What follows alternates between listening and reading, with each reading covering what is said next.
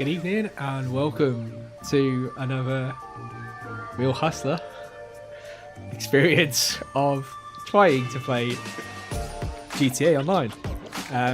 Last week we managed to try and do a stream, but it didn't really work, if I'm honest. So I've spent the last probably month and a half trying to research the best way to effectively run this online gaming stream, and originally I was using some software called Streamlabs. Amazing piece of software. Well, it used to be before they started putting firewalls behind it and putting a lot of the features behind it, which was fine. I paid the subscription to do, say, kind of feature and get all of like the stuff I needed to do multi-streaming. And then I ran into a number of issues. So these issues are in and around how it does multi-streaming. It is great from a perspective of if you're limited by bandwidth, that you don't have to use as much of your internet connection to do it, because you only have to set the broadcast out to one place and they distribute it to the rest, essentially. Which also helps with your hardware as well. So essentially it means your hardware is not going to require as much kind of brute power to essentially encode all of the like sound, the video and everything else. So from that perspective as well, great. It means that if you don't have the system there, that can help you. However, there's a number of fundamental flaws with Streamlabs, and one of the major points is it's not granular enough. And that's a major issue when you're trying to multi-stream in a high quality to every single provider. For instance, I can't name some of these providers because you're not allowed to on Twitch. However, let's just say Twitch is has quite low requirements and has a top threshold that the others don't have, and thus Twitch actually restricts all the others. And all the others require more data to have a good quality stream. So you're caught between a rock and a hard place because you can't up the bitrate any higher, and if you do, there's like no way to stop it Twitch from essentially saying it can't handle it and just throws a fit and won't actually stream it properly. I tried all the last bit. I tried like part of the week before to see if I could find a way to come up with a solution that would allow me to carry on using Streamlabs, but it wasn't happening. So we've now actually gone back to what Streamlabs is based on, which is OBS. We're now using OBS Studio, the raw version of what kind of like Streamlabs is. This is all open source. It has a number of benefits and a number of its own problems. I think the benefits outweigh the problems, if I'm honest. But it took... So I've literally had to export everything out. As you can see, there is a new UI at the very bottom. There's some nice fancy pictures. So now there's like, between the like scrolling text, there's kind of like a kind of this is what the stream's about kind of text or overlay on it now. I'm not making it more complex than it is now. I do like to keep it simple and the main part is on the game. But I have just added a little bit just to spruce it up a little bit. But yeah, I spent the whole of last week actually having to reset this all back up on OBS. I could export all the stuff out, which I did do. However, there's loads of stuff it doesn't do. And I also use things like Steam Decks and loads of other things that was all set up for Streamlabs. So I've had to reset all of that back up. Then also work out how to set up all the configuration to get the configuration work. I tested it on and off during the week, and then try to do a dry run of the whole stream and do a gaming stream that we're going to do today on Friday. However, I ran into technical difficulties because of all the restrictions got removed. I tried pushing things a little bit too far, so it's required a little bit of an experiment to see kind of what works and what doesn't. And yeah, I think I've finally got to the stage now where Twitch is now live. We're also on YouTube, and we'll be on Facebook. I'm not streaming Facebook today. There's more complications with Facebook, and I do want to do that area as well, so that we're true multi kind of broadcasting to loads of different platforms. But yeah, the Facebook part's going to have to be put on hold just for the moment. That's more because it's a lot more harder to just literally kick up a stream and just start a stream. There, you have to have like almost a time slot you've already preset up, and it can use a stream key, but you have to have it preset up on that stream key that it will expect at a certain time. And then I've got to go into another area actually on Facebook to even start the thing up each time. So today I thought we'll just keep it simple. We'll go back to basics, and we'll do that for the rest of this week. I am only streaming today, this week, unfortunately. On Wednesday, I am not here, and the rest of the week, I'm also not here. I will be streaming again next Monday, so this is like a one-off for this week. I will be putting on the calendar that I am away, out of the country, in the UK at least, for the rest of the week. But yeah, unfortunately, this is the one and only time. So enough about that. I just thought I'd explain where we're at. Also, anyone that is chatting in any of the chat rooms today, on any of the platforms, just a heads up that also I can't read your chat today. I did set up the chat, the multi-chat in my OBS. However, for some reason it's not working, and I don't know why yet. And I haven't had enough time to troubleshoot it because there's so many other things that I've been trying to get to work. So the fact I've got to this stage is pretty cool. Unfortunately, the multi-chat though means that I'm not going to be able to see any of your messages. If anyone is chatting though, or wants to join Twitch, I do have Twitch up on one of my screens at the moment, so I can see chat that comes in that. But if you are on YouTube and you are trying to chat to me, apologies, I just will not see your messages because I can only be in one place at one time, because I only have so much screen real estate, and I have a load of other things running at the same time that is literally restricting me on that. So during the weekend, other than having to try and continuously set OBS up, I have progressed the game quite a lot. We're going to try and go into it now. I will give you a heads up also that I'm still experiencing a lot of issues with BattleEye. I've done a lot of testing to find out how on earth I can get this game to work without running into issues with BattleEye, and it is near impossible. However, that said, I have found that if you do a complete clean install, you can literally have a whole day session and not run into the issue. But I've only been able to get those sessions when I've done a complete clean install. One thing I've tried now, which I'm hoping might work, because I did have a quick test before starting the stream, was I have done a wipe of BattleEye and reinstalled it. I'm hoping that might be enough to allow us to stay logged in. But one thing I have found is, and the reason why I think this is happening is because I think BattleEye, after the computer's restarted, something gets corrupted in it, and something in the game or something in BattleEye, because yeah, it's just really strange how it has issues during any time you've restarted the computer, but you can come in and out of the game as many times as you want in one day after doing a clean install. Unfortunately, I don't have the time to do a clean install of GTA every day before I do a stream, so that is going to be a bit of an issue if that is the only fix. But I'm hoping that we can get around that, and if I just try and do a clean install of BattleEye, that might work. It's really hard to tell, if I'm honest. So where we're at, we're actually currently in the apartment. I'm just gonna do one thing that I have learned to do, and that is to put myself in a invite only session.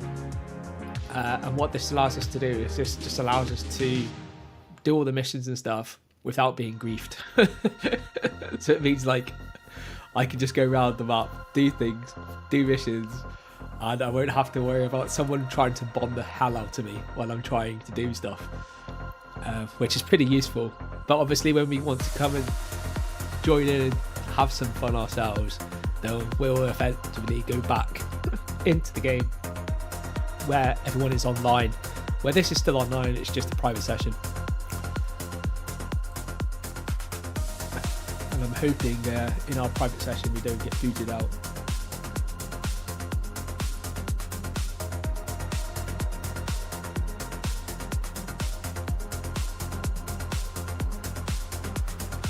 Oh yes, you can also get to see the cars that we've got at the moment, which are pretty cool cars.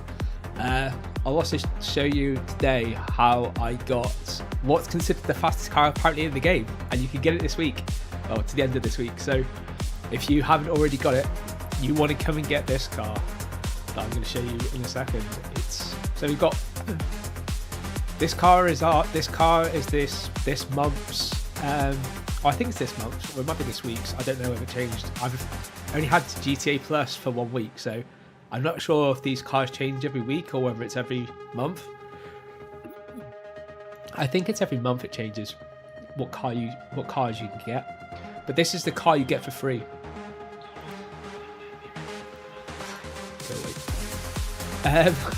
So yeah, this is a great car. This is part of the missions that you get this week. So if you're in this car and you're out on the normal road, just like even parked by the side, you'll keep getting missions from Vincent. And Vincent's kind of like, I would say Ben Cop, but he's not like Ben, although kind of I suppose he is. He's corrupt as the rest of them, just however he's new to the police force when you get to first meet him. And effectively he sets you up the mission that takes you into the chicken clock or something like that. It's a factory anyway. Effectively you can earn up to $500,000 I think it is in this game, isn't it? That you can get every week. Well, every 45 minutes to say. Every 40 minutes or every 45 minutes it has a refresh cooldown from when you finish the actual final mission. But it takes me at least probably about 45 minutes to an hour just to do the setup missions, and then it takes me about half an hour to do the final mission. But then you have a 40-minute cooldown, so you can go off and do some other missions, and then you can rinse and repeat and keep repeating that, and that's how you can potentially get a lot of money. If you're trying to get money in GTA, it's definitely a good way to get money in GTA. If you're really poor and you don't really like playing the game, but you just want to get rich, it's an option. Personally, I like gaming too much, so I don't mind the grind, but not grinding for the sake of it. So I'm not going to be grinding that. This is the car we got last week, so this is last week's GTA Plus car. Again, it's a nice car. I thought it was quite fast, but I'll show you a car that's even faster, which we got today. Well, we didn't get today, I got yesterday. This is another car that's actually free. Anyone can get this car, not necessarily in pink. You get to choose what car you get this, but you can actually get this through the actual website. So if you come to the internet, effectively you can come into, where is it? We're going to, firstly you're going to go to travel, and I think it's Legendary Sports. Yeah, Legendary Sports. And if you click on do two-door and then just sort by price, then you can see all the free cars that you can get. Effectively, obviously, as long as you're showing by price in the sense of lowest first, then you get to see all the free stuff. So effectively, that's the pink one I've got there. I think I got that one in blue. I've got one of these in blue and one in yellow, I think. So they're the other cars. Again, there's I think a 4-door as well, was there? I can't remember whether I got 4-door or was there 4 doors. But you do get a motorbike as well. So this is where you get a decent motorbike. So yeah, certainly if you're new and you're looking at how you get some half decent stuff, then that is available to everyone. You can get that without even having anything else.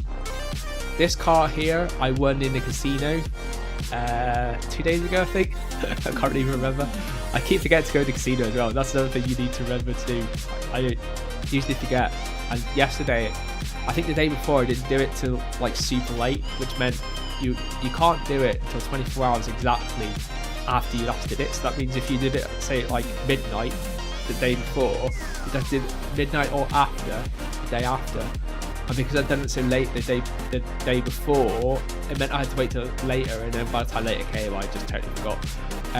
So yeah, ideally I think you just need to find a regular time that you can always get on and also get to that casino, so you can keep it regular. But so far I found it quite tricky.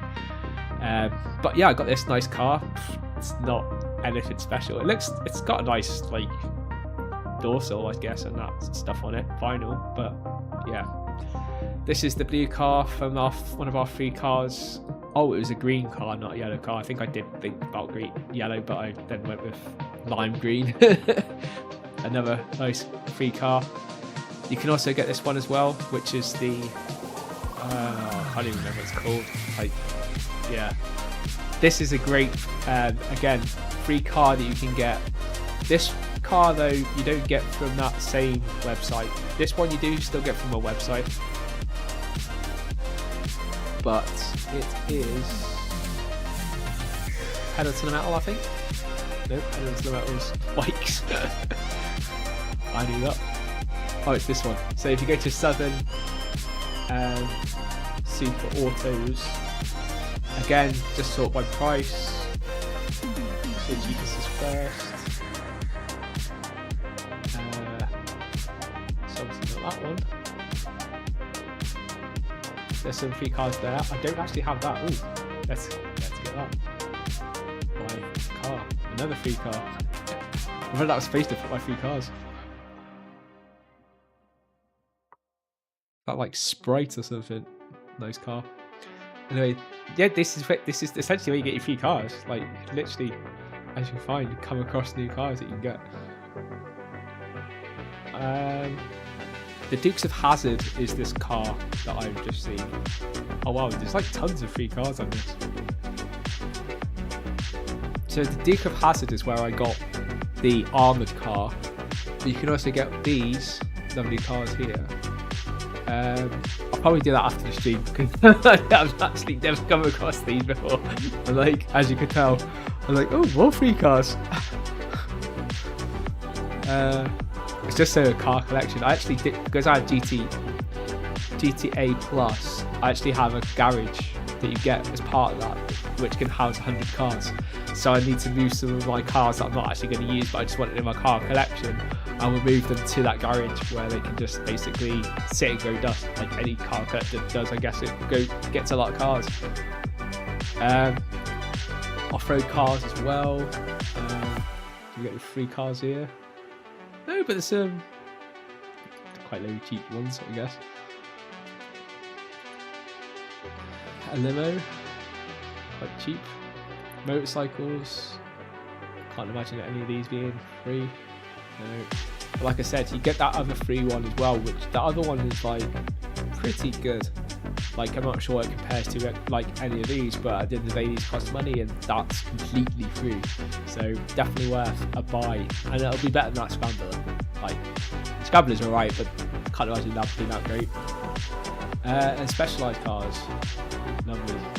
So yeah, come in there for your free cars, and keep visiting back there because it looks like they changed. I swear I didn't see them the other day.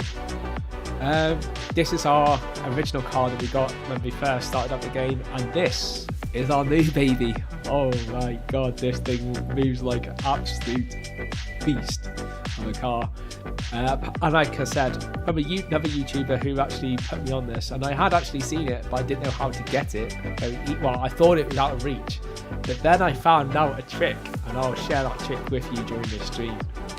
But yeah, this car is literally the rapidest car going, and there is a mission set up that you can do which essentially will get you one of the upgrades for completely free.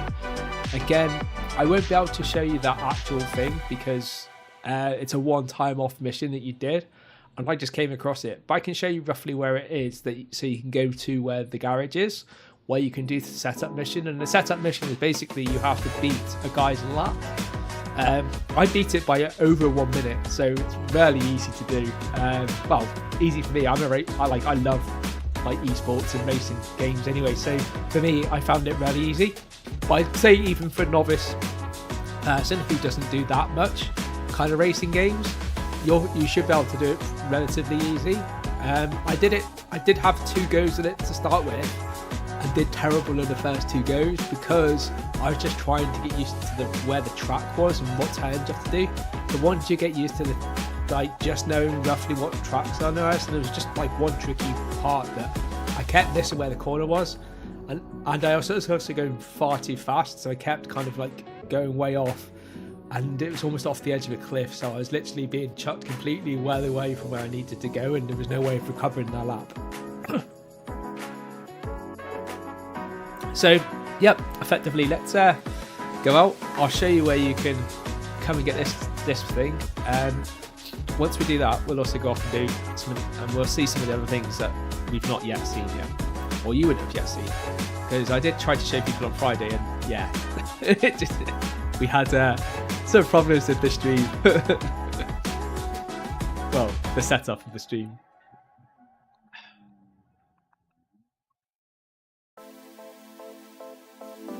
Oh yes, this thing is like, it hugs the ground like it's an F1 car. So firstly, what I'll do is I'll show you where you can go to do the setup to get this. The part that I won't show you is how to set up the setup, because you do have to do something else before you can, I think, get to it. If I remember rightly. You could definitely look online. There's plenty of YouTubers that will tell you how you get to this LS events thing, which I'm taking us to right now. So I need to go out that way anyway, because I need to go sort out my meth lab, because we have one of those these days.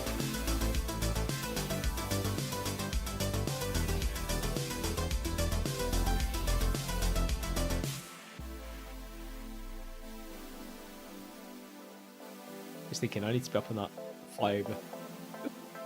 And I'm up on it.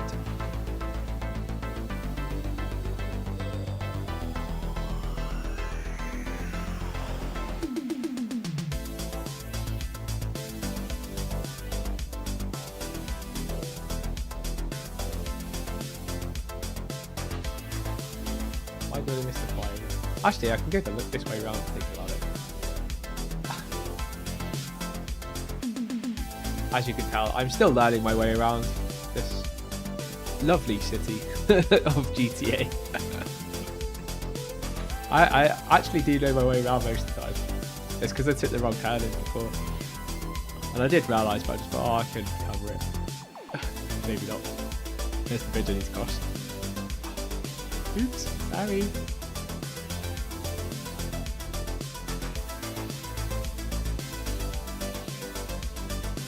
So this is the factory, essentially, where the LS event is. Which, I'm not sure it's open 24 hours, but it's open in the evening. Oh, it is open right now. So essentially you need to come to here. So on the map, and we've gone in before I can show you the map. We're showing them up on the way out. I have found a bug with this though. Quite annoying bug. Can't get out very easy. So when you first enter this place, as you can see, you can enter in a car, or you can just come on foot. But if you obviously come in on foot, then you're not going to be in a car. Effectively, this car here, if you come in here and you haven't already got that car, and I can't jump over that for some reason, so let me jump in here. But that car will be on this ramp, which at the moment looks empty. The reason it's empty is because I've got the car, but when you're in here, unless you already have that car will be on this ramp here. Hence why all these people are taking photos. They're not taking photos of that ramp, they're actually taking photos of the car that's on the ramp, because I've got it, at least in my kind of instance. But yeah, essentially when you come in here, this is kind of like your Fast and Furious like club for all the underground racing scene essentially. This guy here heads up where you can come and speak to, and you can enter all the races off this guy here. But essentially when you first come in here, you'll be put into a cutscene where you get to hear a backstory of kind of like what's going on and what this thing is all about essentially. One of the things that you do want to set up though, either before or directly after you come in here, is you want to set up this guy over here who essentially is the HAO's kind of like custom guide.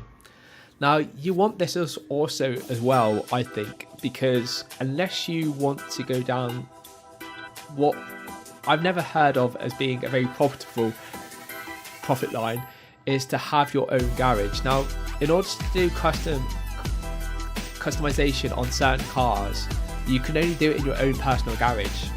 However, that's what I've been told, but then I found this guy can do it all, and you don't have to have a scrapyard or the scrapyard or your custom garage. Now with the scrapyard and the custom garage, it's one and the same thing essentially.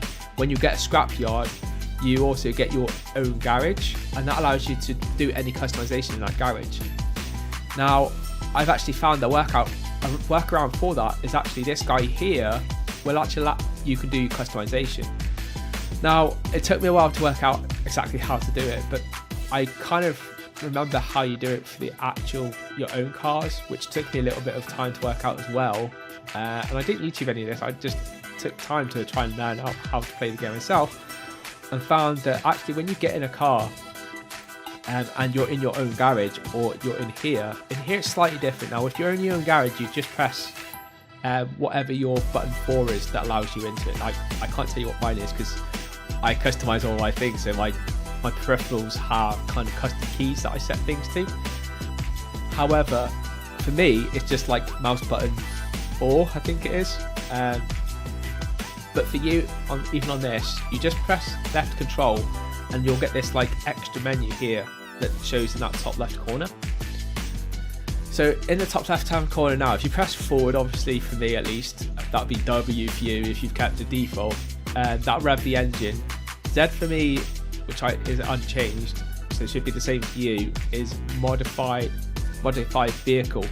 Now if you go into modified vehicle, what it does then takes you to that guy and now allows you to do a full custom of your car. So essentially all you need to do is be in any car that you want, almost any car you want. So you can't be in things like the Terabyte, because the Terabyte can only be customized in your Nightclub. And that's the same goes for your two vans that you get in the Nightclub as well. So there's the Terabyte that lives in the Nightclub, and then your two vans that also live in the Nightclub. All three of those things can only be customized in your Nightclub. But in the same way as what I've just done with this, you would go into the car, just don't drive forward, but then hit 4, or mouse button 4 for me at least. But you'll notice in the top left hand corner it should give you a prompt about what you need to select. You hit that selection, and essentially what that will then bring you to do is bring you into this customization where you can then customize the car. Now there are other cars that you get, things like that police car, that again you can't customize unless you have your own personal garage. Now you can't do that in your, say, apartment garage, because you don't have the equipment to do stuff in there, and when you're in there it would only allow you to literally just get in the car.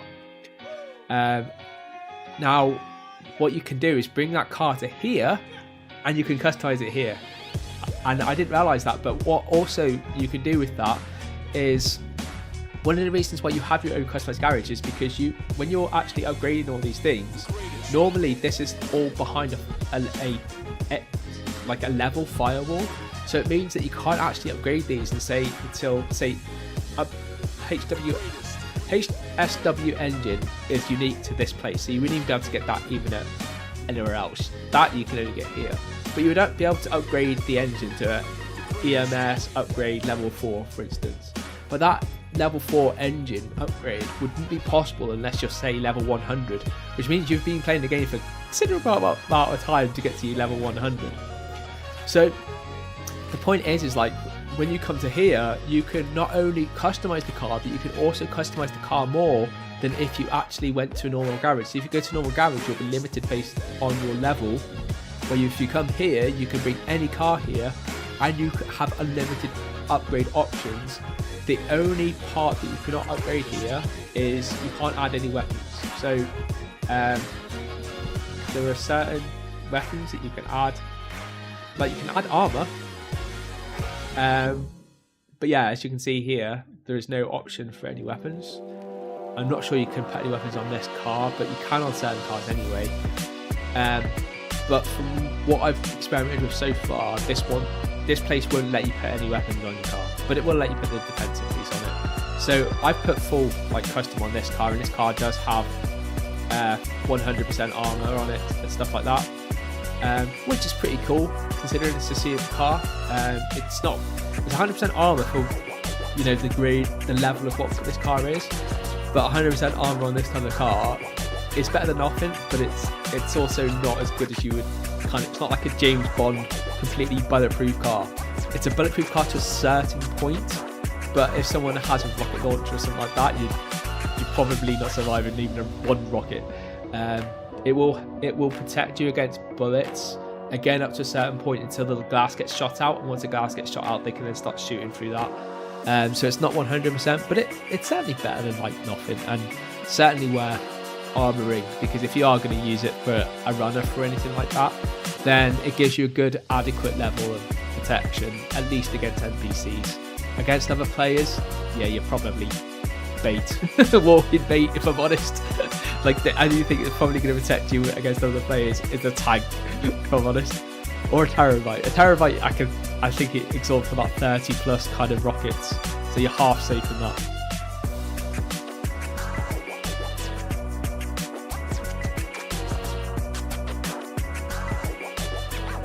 See if we can get out of this place, because yesterday I had problems trying to get out of this absolutely lovely place that I like, but at the same time, oh, it let me out. Yeah. Do you know how much problems I had trying to get out yesterday?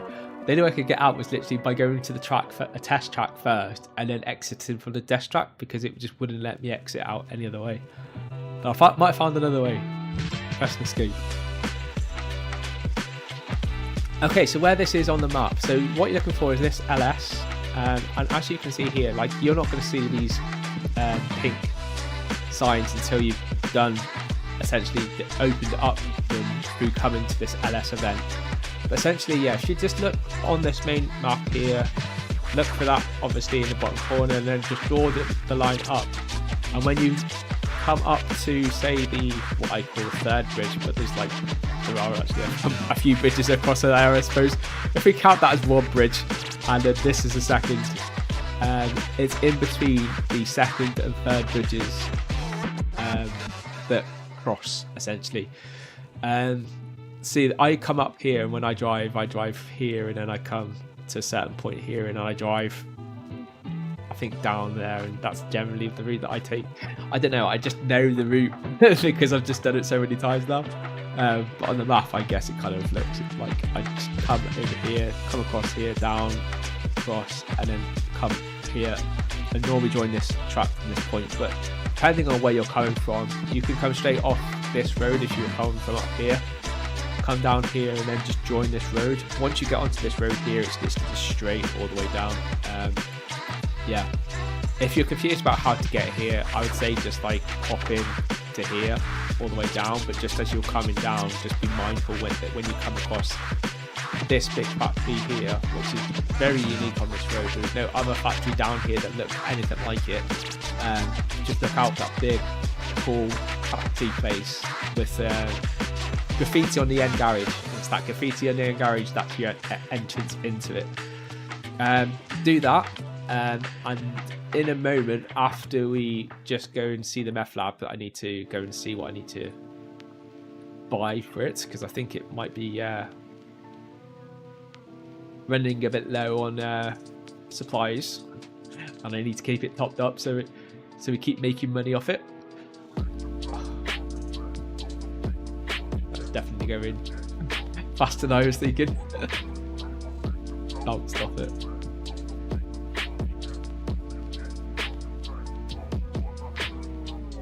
Yes, after we come here, I'll show you where you should go. So effectively you can get a free engine upgrade that gives you the super engine, well, the super setup that you can get for free, which I'm not too sure how much it would cost you if you were to buy it with the actual in-game money. However, I'd imagine it's quite a lot because it's a substantial upgrade that you get from it, and it makes it way faster than any other car that you can make, from what I understand at least. So that's why I wasted the free thing that I got from some setup that I did for it. And you can only get that free setup once, so you want to keep it for the best vehicle you can get, probably. And I think for me that was probably that. So here's our meth lab that's been upgraded once, only so that we've got like staff upgrade. Effectively, there were 2 people in there before. Staff upgrade just massively increases our productivity for the lab, which obviously increases our profits. 75,000. I think we'll need to run some missions. Okay, we'll run some missions. You get to see what these are like. These are actually quite cool. Well, they can be quite cool. They can also be quite hard to do sometimes. Did a couple the other day and they weren't. Like, one of them was super easy. The other one was like not too bad, and another one was just an absolute nightmare.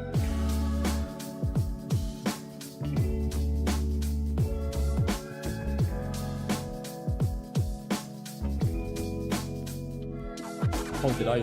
Oh, I didn't. I must have pressed the wrong thing. I was going to do a mission to like not have to buy it, but never mind.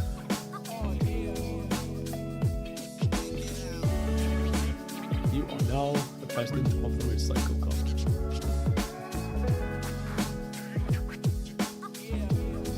Wait, let me out.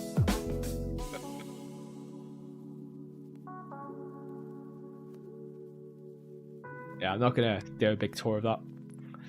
It's a meth lab. That's what you need to know.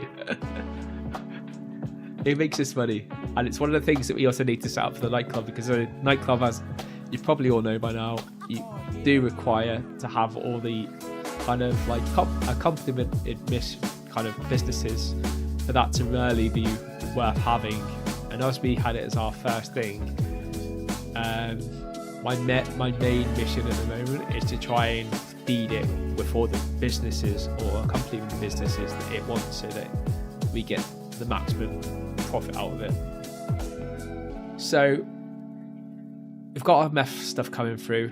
There is something else I want to do the other side of town, but I will take you firstly to where you can get that setup mission for the free real good upgrade for your first car that can potentially save you 100,000. Because like when I did one of the upgrades that I did have to pay for the HWS thing, it was actually 100,000, and it wasn't even anywhere near as good as the actual main upgrade that I got for free. So I can only guess how much that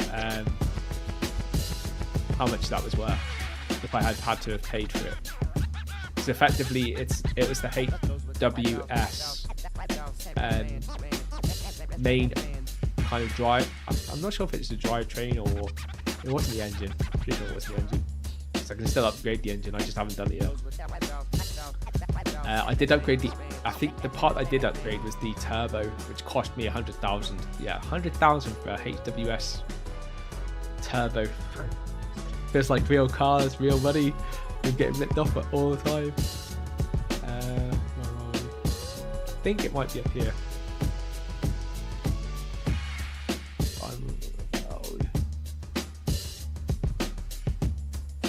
I do know I'm not in the UK. Honestly.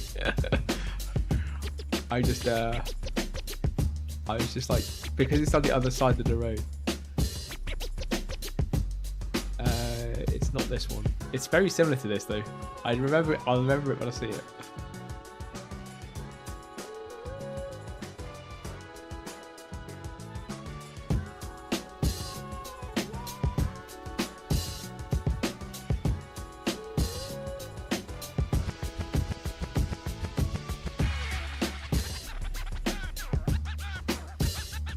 I want to say it's not down here, but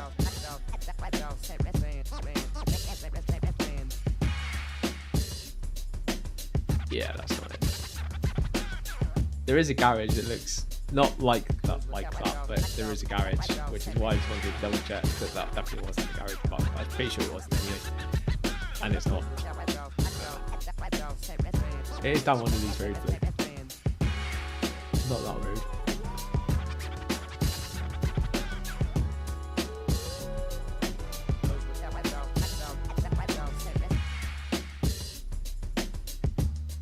I think it's. Is it this one?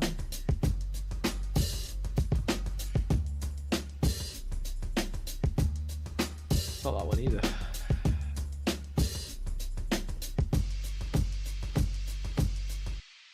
We can make a cut through here. Probably get stuck at some point. Oh no, got through. Half surprised. And it's not that one either. I swear it was like right at the start.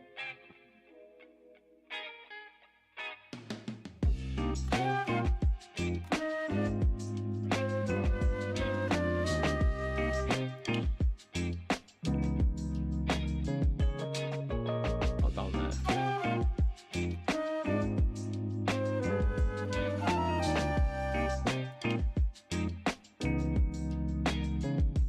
It's not down there. Okay, maybe it's down the next road down. I do know where I'm going, honestly. It's because I don't actually have the mission anymore, so I can't just see it on the map. I'll literally have to show you where this place is to definitely know.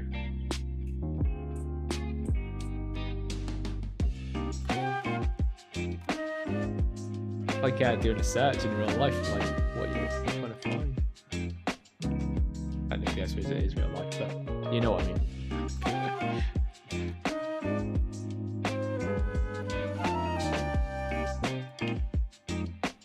I was pretty sure it's that fucking road.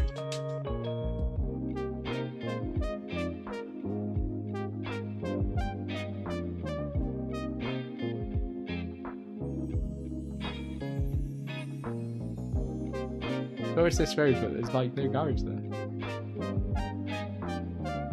Or where there was a garage, it's not there.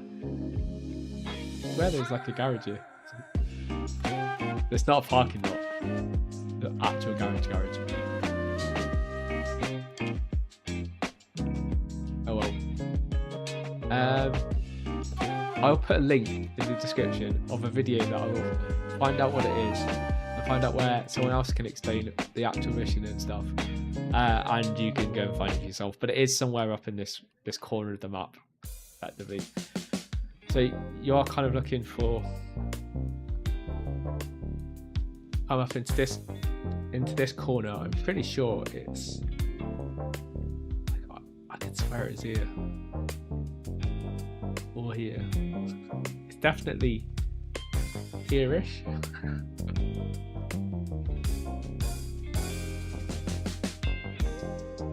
Unless it is here.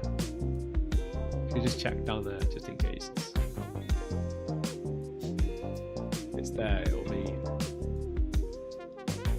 like it's on a hill, so I'm pretty sure this is not on a hill.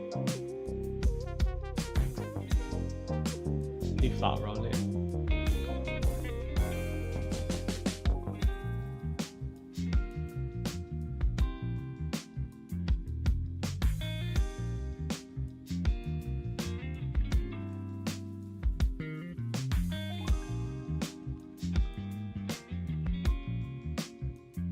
You know what? I think it is actually here. I'm pretty sure there was a mission and it's here. Actually, it is. And I'll tell you the reason why it is here is because you actually have to start off the actual race from here. I love when memory serves you and it just suddenly clicks back and you remember, actually, this was it. And the reason why I remember this place so well is because you actually have to start the actual whole racetrack from this exact point. And you pretty much finish it where we were. So where that LS thing is where you almost finish it. It's not quite to that factory, but it's just right by it. So you'll come up here. There will be cars on here.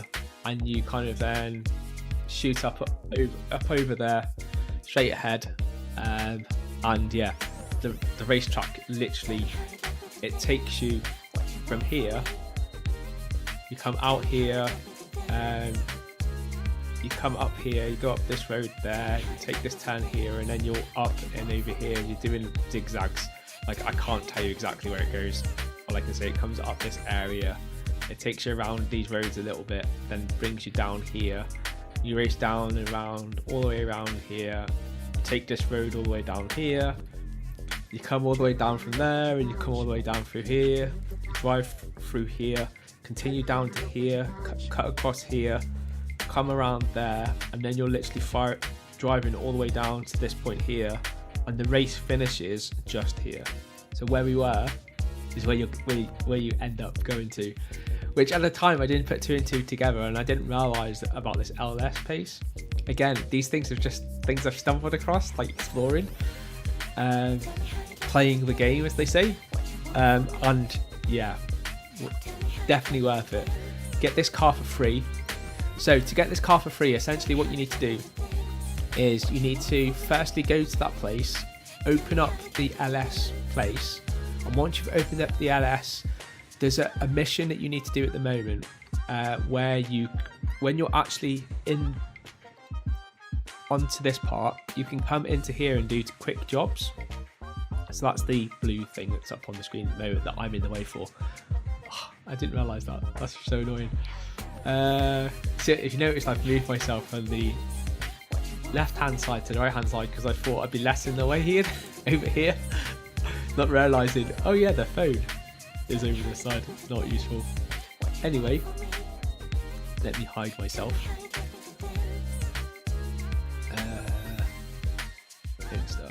Might need to adjust that in future. Effectively, yeah, so if you see the blue thing, so you see now I've moved up, and you can see it goes to quick join, which is the blue icon with the people type of suggestion in it. Click on it, go into series modes, go to drag race series, and then press alone. Now, I'm not going to do it now because I don't want to join a session, but what essentially that'll do, even when you're in what we're in right now, which is a invite only instance, it will automatically search all available people who want to join a series, a drag race series, and allow you to join that session even from a private session. The point of doing this is because even if you do a drag session by yourself, which you can do, because I've done in the past, because I tried it to see whether or not I could get the free thing that way and it didn't work. However, this way you can join with other players and you're guaranteed to place in the top 4 because there's only 4 cars in the drag race. It's not like other races where you'll have more than 4 people. This one you can literally join, you don't have to be a host or anything, and you just need to place in the top 4. Once you do that and you do the race, it doesn't matter what position you finish, you can either finish first or second or even last, because you'll still be placed in the top 4. Once you do that, you then need to just you need to be firstly in the LS place, come to your menu, and what you'll have up here is, rather than motor club president, you'll have the LS motor place. In there, click on that, and then there's an events thing that's just literally, I think, the second one below. That will then allow you to then go and claim this car. And like I said, it's completely free. All you need to do is one drag race, place in the top 4, so that just means join a drag race, finish it, and once you finish it, you can then go back to the LS place. You will need to be actually in the building, which is why I can't show you at the moment. Once you claim that, then you'll be able to claim this car and yeah, get this car for free. Make sure you do that though this week, because if you don't do it this week, you won't be able to get the car. This car is a this week only thing, so I've been told. So yeah, definitely go and do that and get yourself this car, which is worth a couple of million, I've been told, although I've not been able to find it. So it's worth that much when it becomes available, but yeah, they aren't currently available that I can find anywhere. I'm guessing they'll be on the luxury car, supercars and stuff. So, what I'm going to do today for the rest of our stream, which we've got about an hour, is I'm going to do all the setup missions for the chicken factory, the clucking, whatever it's called, the chicken cluck. Can't even remember what it's called. Apparently, it's a really well-known GTA thing that everyone uses to essentially get money out of the game pretty well. There's this and the Nightclub, which is the submarine. I do not have the submarine. Even though everyone says to get that as soon as you can, which is about 2 million, I decided to do everything else. And I will get it, but just I'm not rushing into it. Like, I'm not that worried about making a lot of money in this game like that. Like, I'm sure there's people that want to be the billionaire in this game. Like, however, I'm really not too bothered. As long as I can buy what I need, that's fine. I just usually end up in most games being the richest player in the game, purely because I am one of the ruthlessest grinders of any of games, and I'm a heavy gamer, so I usually find ways to make money very easily. If I want to make money. But I always try and do it in the less grindiest way.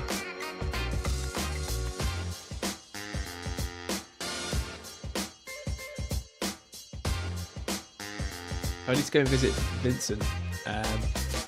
He'll give us our first setup mission.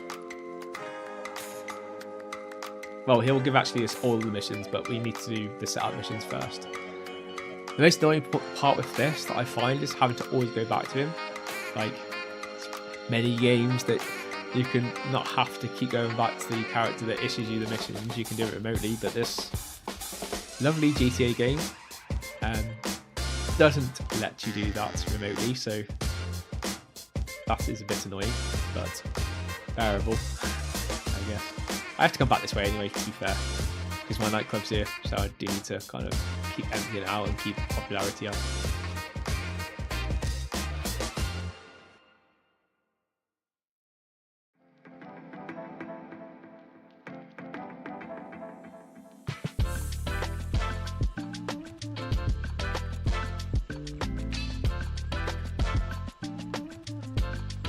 Want to do it by yourself? Yes, I'm sure.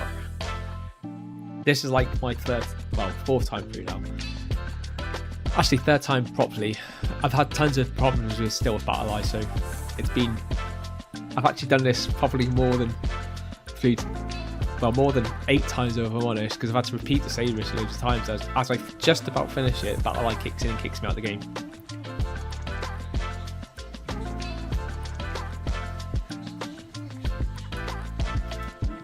So I've done this like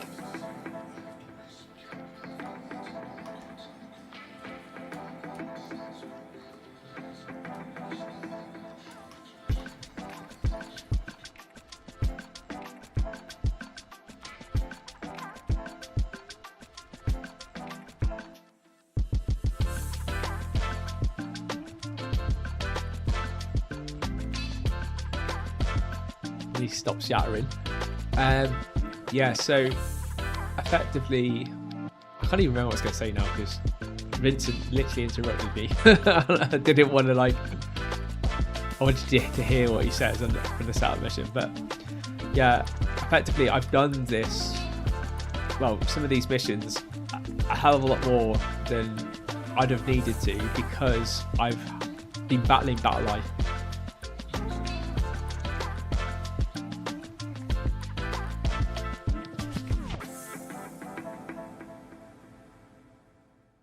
Does not shut up.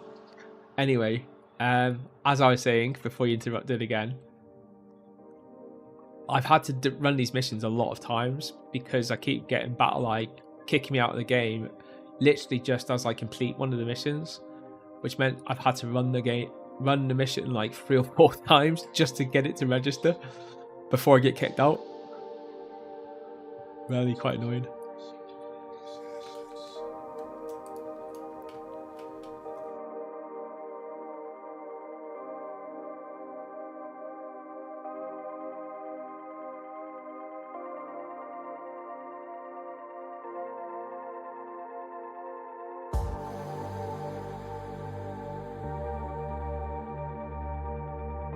I've learned just to speed through that. I did actually dawdle the first few times I did it and spent ages just trying to get in here. Before realising actually speed is actually king in this. So I'm glad I now jump through this door. Come on. Come to your death. See, you can't get through this door, but sometimes this door will stay open if you kill him. And he like jams the door open. Effectively, we're getting the cash from the laundry.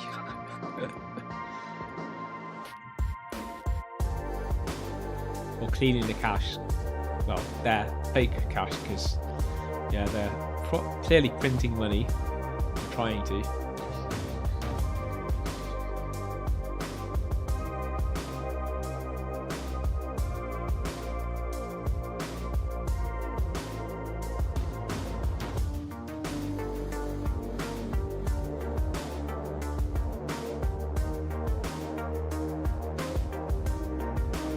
I think we've got all we need from here because the other ones don't actually have anything in. You can see they're kind of steamy, but there's nothing in them.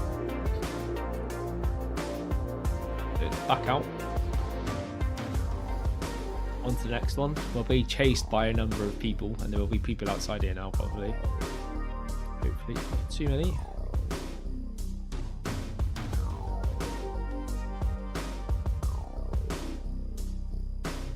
A bit red. We're getting here, we'll be safe.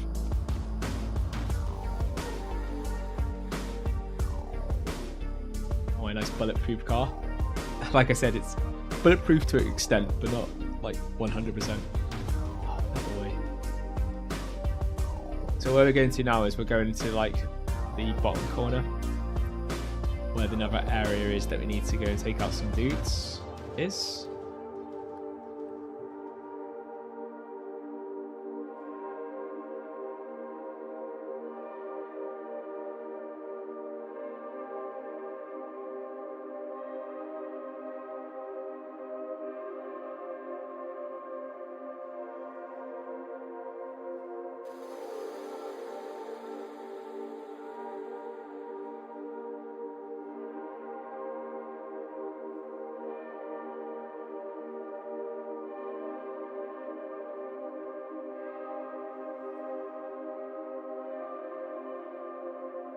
Effectively, what he's telling me is like it's going to be harder than it was any other time I've done it, which I think once you've got used to what to expect, it's actually so much easier. But I kind of get what he's going on about.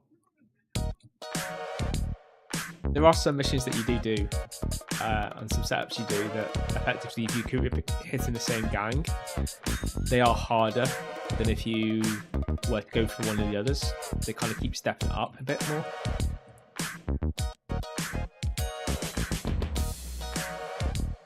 There is a reason why I come up here, because those other cars keep turning up, so it's easier just to keep taking them out, as well as being up here to take these buggers out, because they're just kind of like hiding behind corners. Up here you can kind of get around some of these corners.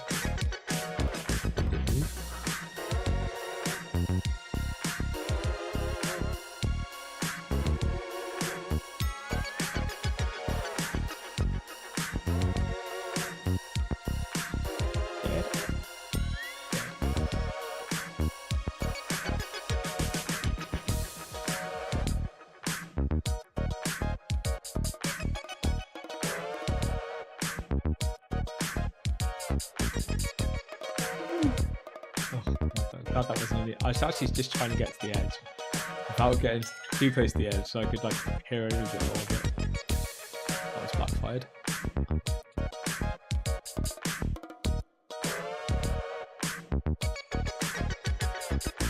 He dead? I think.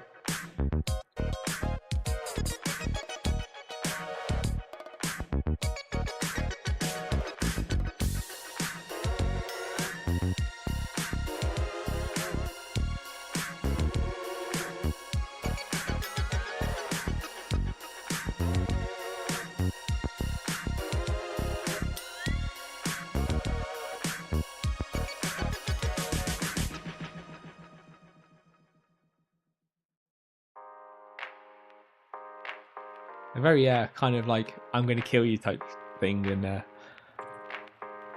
most of the time they don't. That's the first time I've actually seen someone come up here. Most of the time they don't. You dead? Oh, no.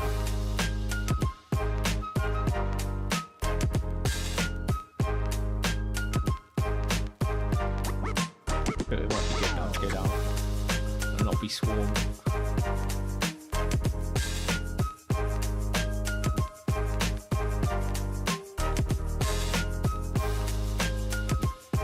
But yeah, I'm trying to get to this little door here, which if you don't take out at least some of those, you will literally get swarmed before you actually get to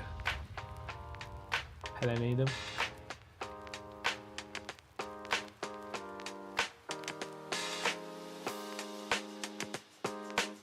There's no more.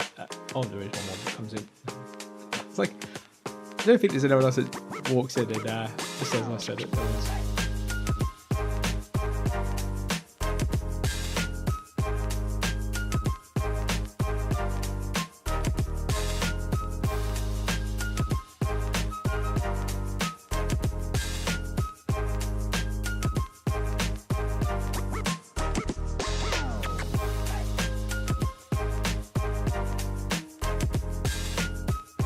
Hustling our hustle.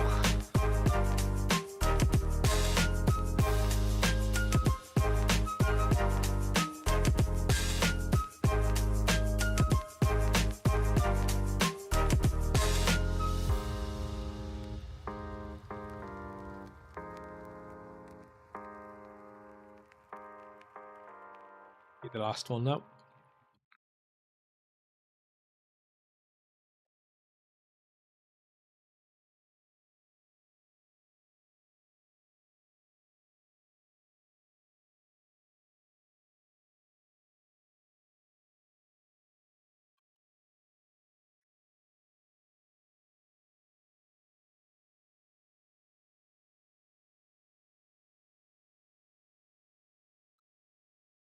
I need to put my camera on like a button that I can turn it on and off without having to kind of shift alt tab out the game to like unhide it and then put it back on again.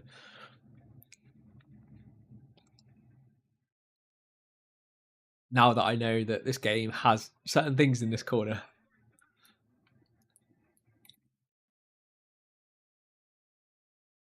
Oh shoot. Oh no, I was gonna die then. Just around the corner from where we are. Where is it?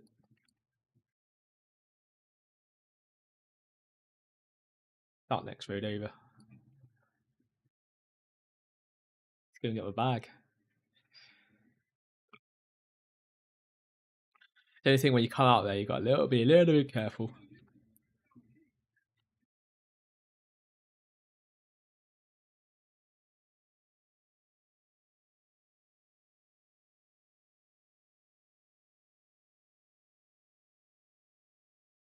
Don't show your feet, boy.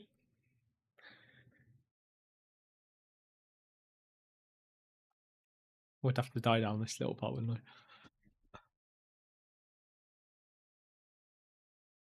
If I just actually ran out rather than down the little alley part. Well, literally a dead end little cubby little piece. We could have done this mission without dying.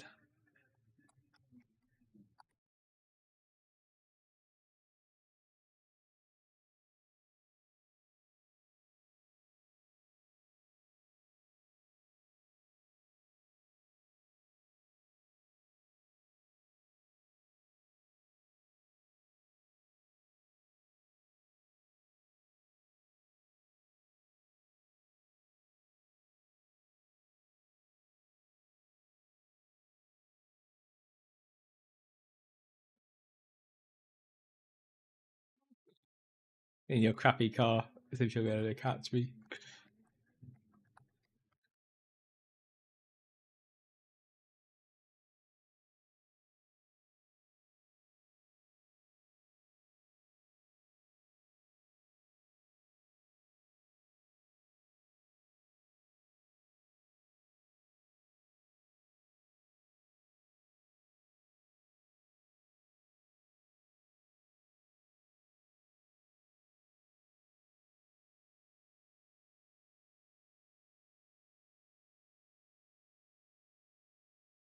Lost them.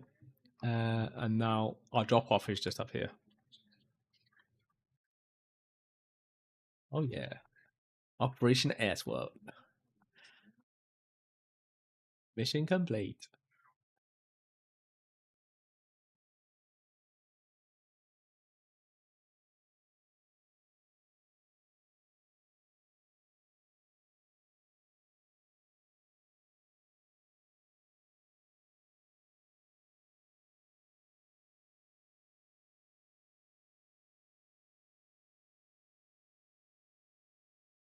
What's that? Now we need to go back to Vincent again to do get our next mission. When we get in the car at some point, he will start chatting to us again.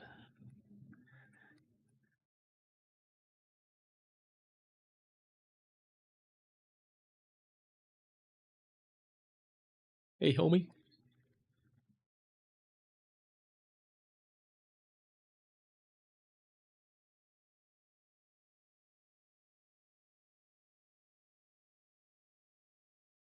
Wow. Get out of the way.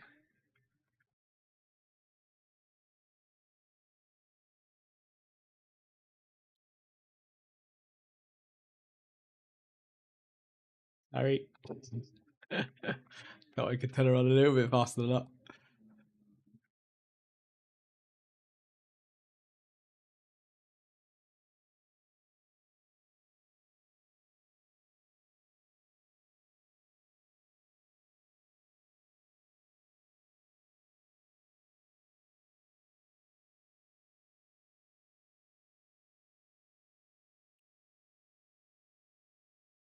It is a bit wet, so like in real life, it's a little bit more slippery. And it's raining.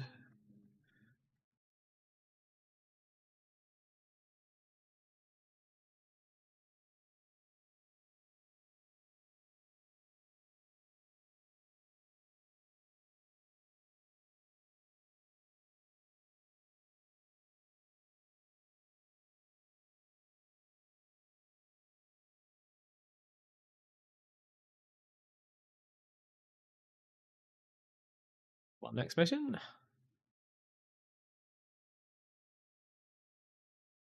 Oh, you used to get this nice police uniform.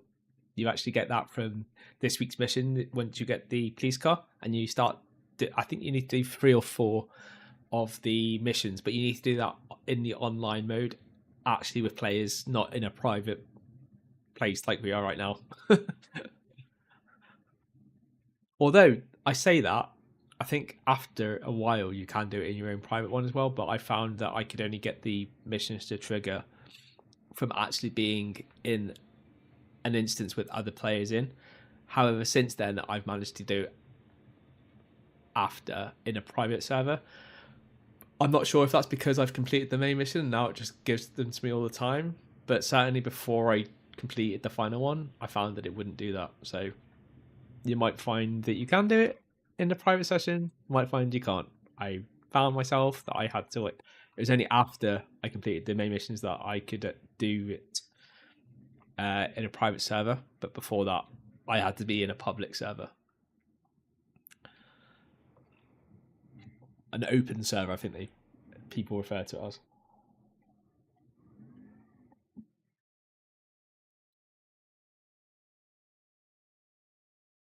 It's coordinate.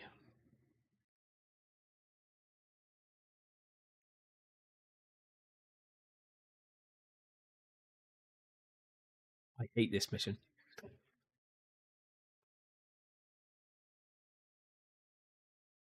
Oh, what a shame! Like, can't you do it so that it doesn't fucking disable it? Of course not. Why I hate this so much is when you get to the terabyte part of it,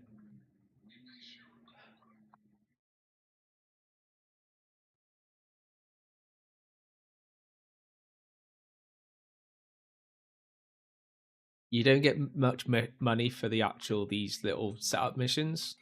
But once you do the final mission, it's worth every cent of doing the small mission. So yeah, don't be too surprised when you see how little money you get from doing these ones. just know that once you get to do the final mission, that from doing that final mission, you get £500,000 or dollars, whatever you want to call it, in-game money. And yeah, that for the amount of time you spend doing this, it's not bad. I say it's not bad. It's like better than all the other missions. But like when I say it's not bad, it's just that it does do. You do have to spend quite a lot of time, a lot more time, and then people turn around and say, "Yeah, you only have to do this Chuck and Club mission, and it only takes you half an hour." Yes, that does, but the setup missions take you also that and a little bit longer, probably depending on how good you are and used to you are doing it. And to be fair, it takes me about an hour, up to an hour, to do it. So we'll probably only get to set up missions, and then tomorrow I might do a stream tomorrow, because I'm not doing one on Wednesday because I'm away. Yeah, those setup missions take you like for almost ever. Oh yeah, I need to get down to I think I might be able to get down here. Not in the car, but might be able to get to a place where we can. What?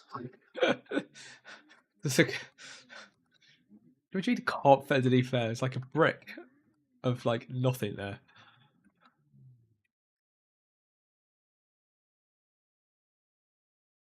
See how low that car is? It's definitely fitting underneath that in real life, at least.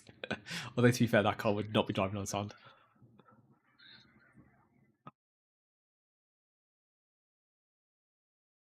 So this guy normally plays on an arcade machine. So you just need to go around and find a guy that's on an arcade machine, and there'll be a laptop near him. It took ages to work out who it was the first time, because you look at this. See, this is the guy here. However, that guy does not look like the guy that's on this. Well, it didn't to me anyway. Does that look like that guy? Maybe it does when you can see him from the front, but you can't see him from the front. So you're looking for a guy that's got like a white stripe in the butt at the front. So I'm looking for this guy that's got like dark sleeves and a white middle torso area. That is the guy. His laptop would be on this table. He's been in 2 places once I've been here.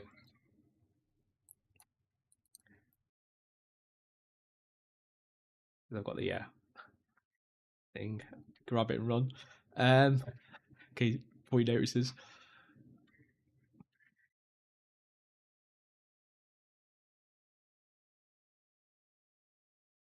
So he'll normally be there on the other side of that, on that arcade. He's always on the arcade. The 2 times I've actually done this, and I've only ever done this mission twice, because this one hasn't died when I'm by Battle Eye or being kicked out while I've been doing Battle Eye. And this particular part of the mission is really easy. It's the next part of this mission that's the hard part. Getting the laptop was the, as you can tell, child's play part. This next part is considerably harder by a country mile.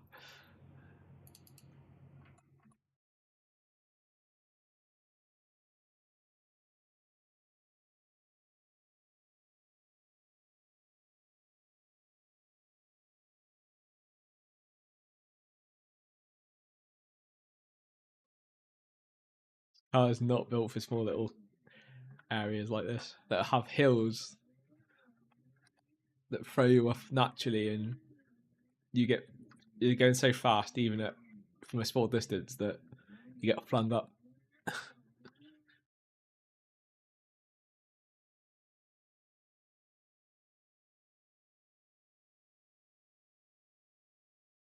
See, I'm great at love taps though. I've got so good at my love taps.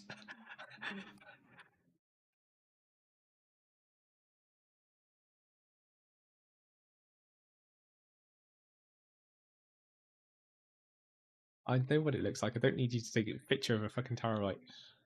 They're very unique.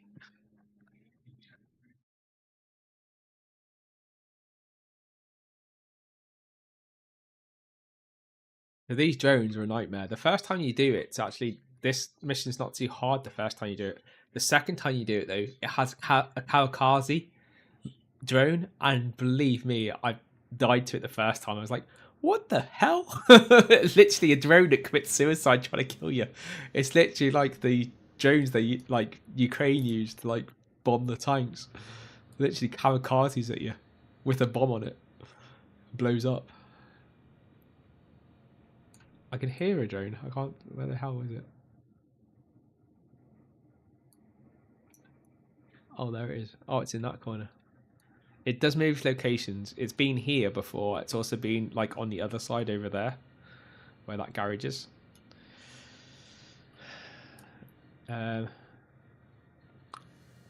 This could be tricky when we get the suicide drone. I think we'll get up here so that we've got somewhere to try and duck behind.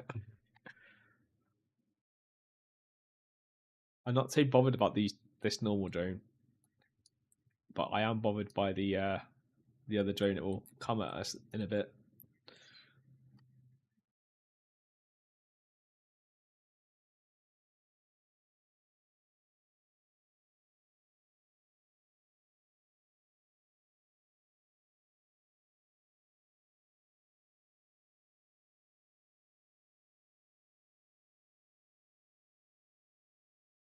Where's it gone? Okay. Drone. Can't even see it.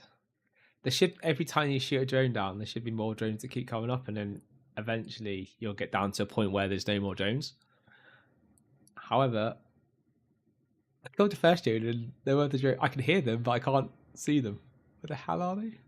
They usually like come up directly from the terabyte, but I don't see them. Is that a bug? Probably is, isn't it?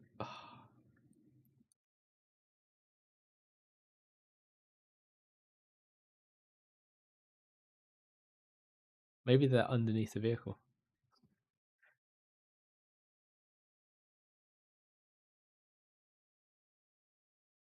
Oh, I see it. I see it on the map. I see it on the map, but I don't see it. Where the hell? Like, oh, there it is. Wow. See it trying to shoot at something. Well, it's actually trying to shoot at me, probably, but these ones are quite bad.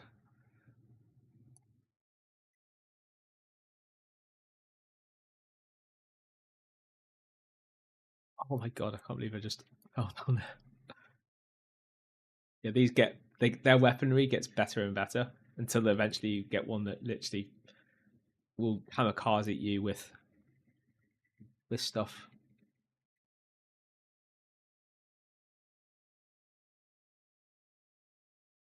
The kamikaze one that I'm most scared of.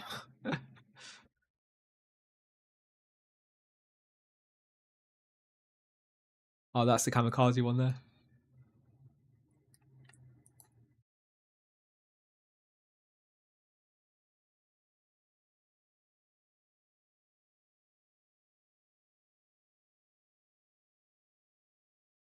Where is it? Where's the kamikaze one? Oh wait, we'll kill the other ones. They didn't off her compared to the first one where it's like shooting what piece, some sort of pistol at me, and then these get more and more powerful. I think it's below us. Oh, actually, oh there it is. Oh my god! The first time that ever did that, it killed me. Because whatever explosive it's got on it, but yeah, I've noticed if you can try and get it to explode where it thinks it doesn't actually directly hit you. I think it hits something near you and then it explodes as it goes to go near you. I think it arms, and then as long as it doesn't hit something before it hits you, you're all right. As long as you're just in the vicinity of it. It takes some damage, but not much.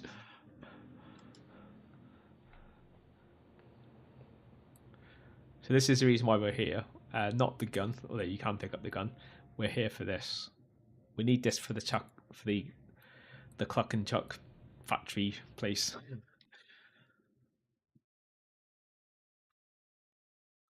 And it essentially allows us to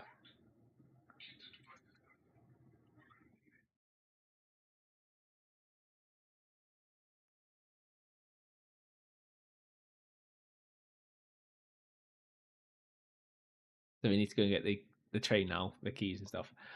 Um, so yeah, one thing you need that thing for is actually in the main mission itself. You also need it for this part that we're going to do now for the train, because you use this to essentially change some traffic lights and stuff. But you also, the main reason why you need it is when you're actually in the factory, you need to hack some computers using this device, and then you break into a safe to get something out of the safe.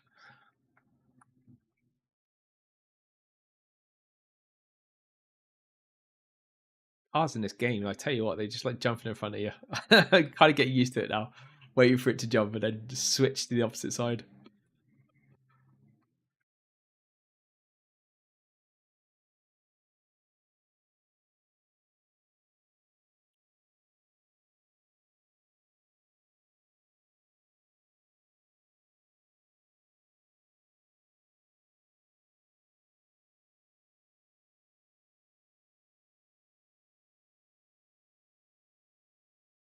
Oh, don't worry, I'm ready.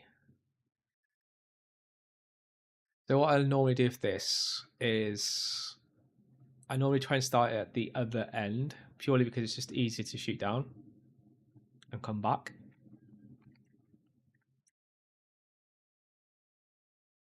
So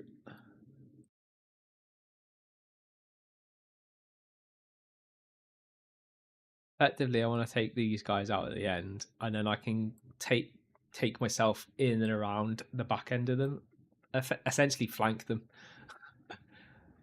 which is a lot easier to do than trying to go through, which is what I tried to do the first time, and then second time worked out actually. If I just flanked them to start with, it would have been a lot easier. So that's what I kind of do now, because now I can get all of them lined up to a certain extent and take them in the way that I want to take them. I just want to step back a little bit just so they don't see me getting my gun out and stop firing at me straight away.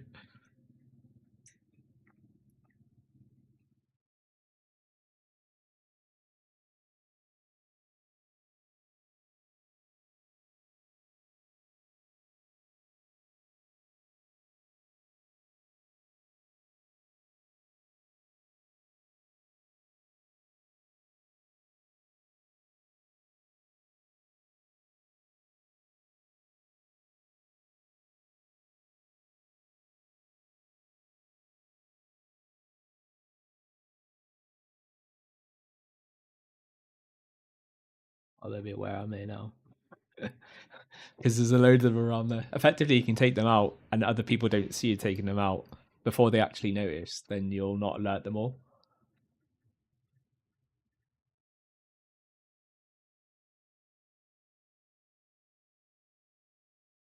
But I think that I'm pretty sure they'll be aware that I'm here by now. I'd be very surprised if they didn't.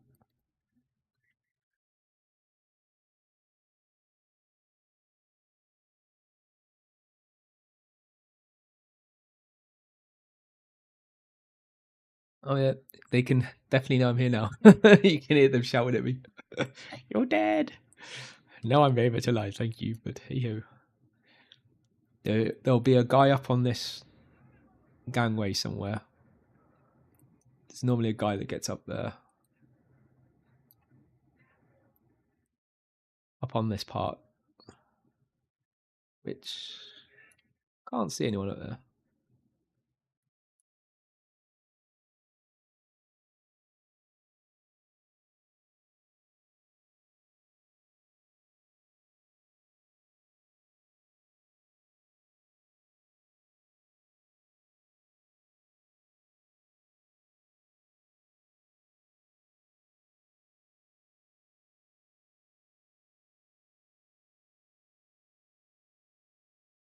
I love their oh, we're going to kill you type stuff, and sometimes they manage it.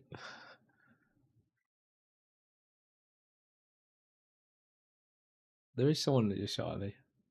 He took some main health.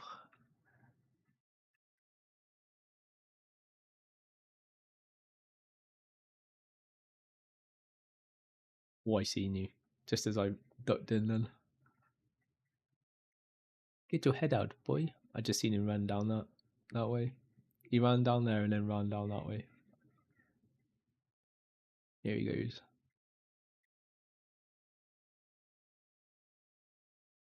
Stick your head up, boy.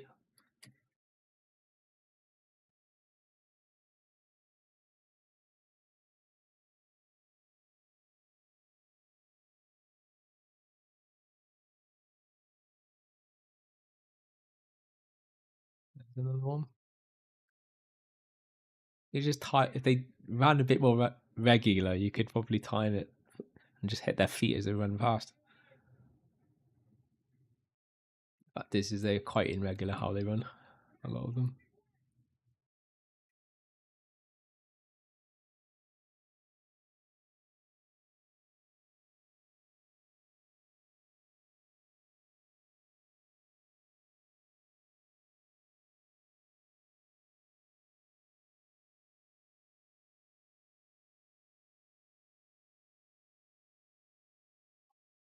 He keeps seeing the dot turn red, which means when it turns red, he's just there. But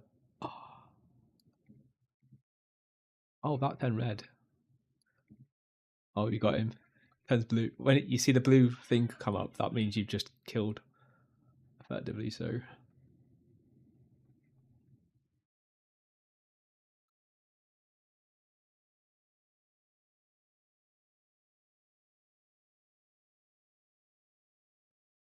Oh, wow. This is why you always reload. After you shoot, reload. So you don't just do what I just did.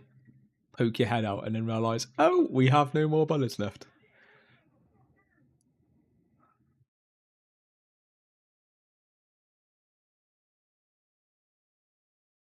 There is someone above us. There must be, because like there's a red dot right next on, right on us. I think there could be someone above us.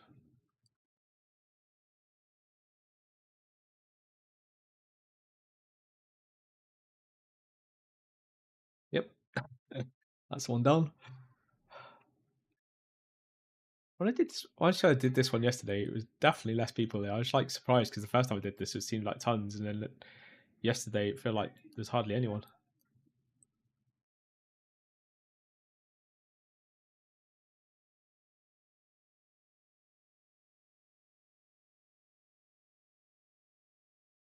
And they're not intelligent enough to shoot at feet.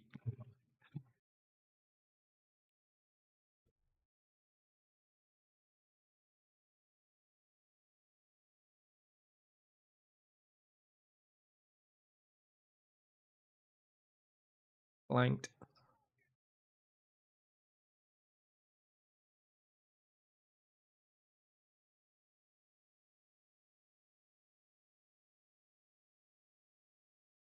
Where are you? You know, I'm stood next to a car because this is like standing next to paper. You should next to no protection unless the car is bulletproof. I'm pretty sure there should be some guy up here somewhere. Oh, there he is. Can't fucking see him. It's like I'm sure there's another guy around here somewhere. Where's the keys?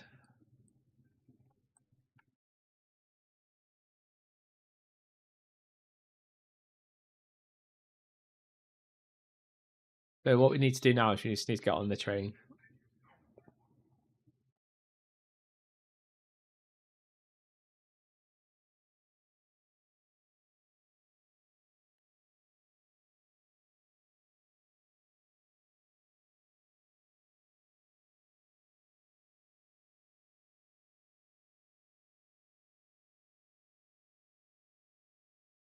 So just pretty much press forward. You can shoot your gun, but You've only got a handgun, so you don't really fire much.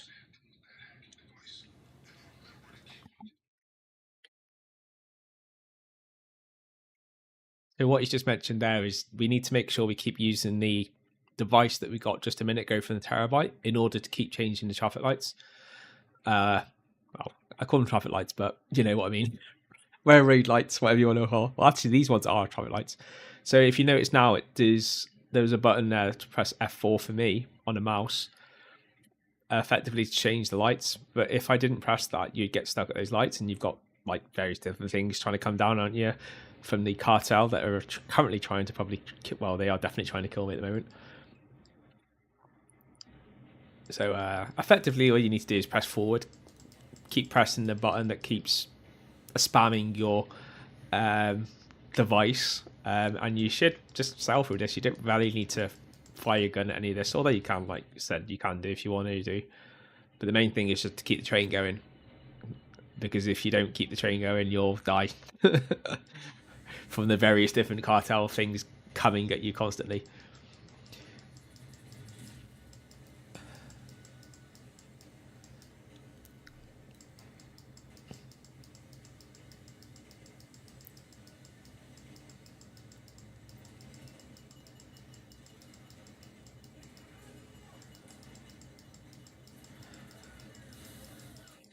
Like you can see, my health does go down. I've not died yet from doing this, from not having to worry about trying to take any of these out. So I'm not saying you can't die from it, but as long as you keep going, you should be relatively okay. You are literally near the end now, so.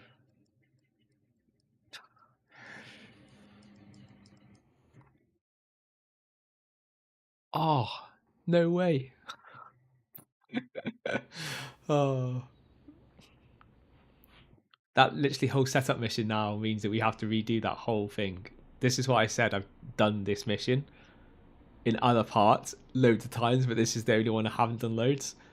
I've never had this happen during doing this one before, because normally I can get stuck on the other one, solve the battle life issue, and then finally get a point where I can play the game without battle eye kicking off. That is annoying.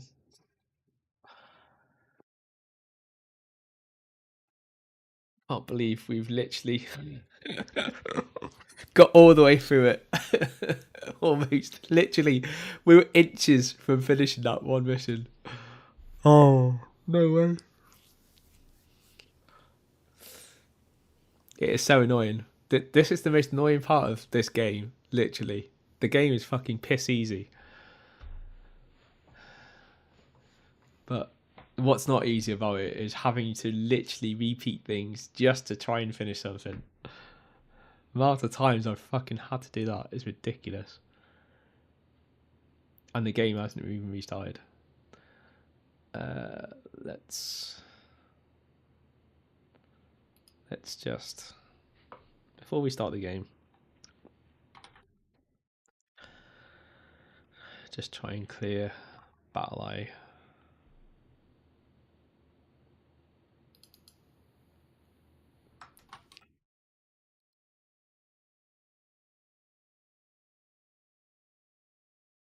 Operation failed. Access denied. Is that because something is running?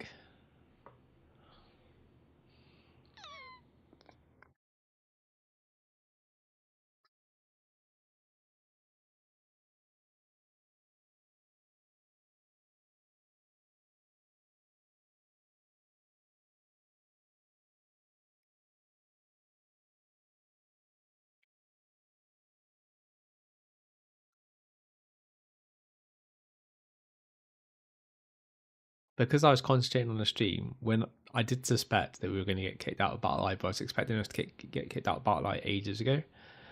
Because when I first started the game should try and reinstall Battle Eye, but it didn't. And this is normally, if I wasn't doing a stream, I'd restart my computer just to trigger whatever might have got stuck, but I can't restart my computer because obviously that stops the stream. This game is so finicky. And everything I've read about BattlEye and stuff like that, they blame the players and blame like technology and what's on each person's computer and different stuff. The amount of crap that I've literally removed off this computer in order to try and stop any type of conflict. And then I found out actually the source issue is the actual software itself corrupting itself is ridiculous. And as a technical person who does do programming and understands it, I find this really hard to fathom how they push the issue on the players and their computers. Where I can evidence it's this game and it's... I wouldn't say this game because it's generally a BattlEye issue, this. But however it's corrupting itself between the game and itself, that being BattlEye, is beyond me. And I've actually seen BattlEye crash, and momentarily after, the game has kicked me out saying, can't communicate with BattlEye, or whatever reason with BattlEye. And that's because BattlEye crashes itself, kills itself. And they try blaming people's hardware not being powerful enough or good enough. I run literally top end of everything that I run almost. The only thing I don't have top at the moment is the graphics card, which I do not have a 5090. I totally agree. But a 4090 is fucking more than powerful enough to run a game that's from 9 years ago. It's original development. Okay, it wasn't on the PC at that point, but hey. I've looked at the top specs required for this game, and believe me, my computer kills everything that this game asks. Anyway, we'll try and go in on a free game mode. I do think this is going to kick us back out,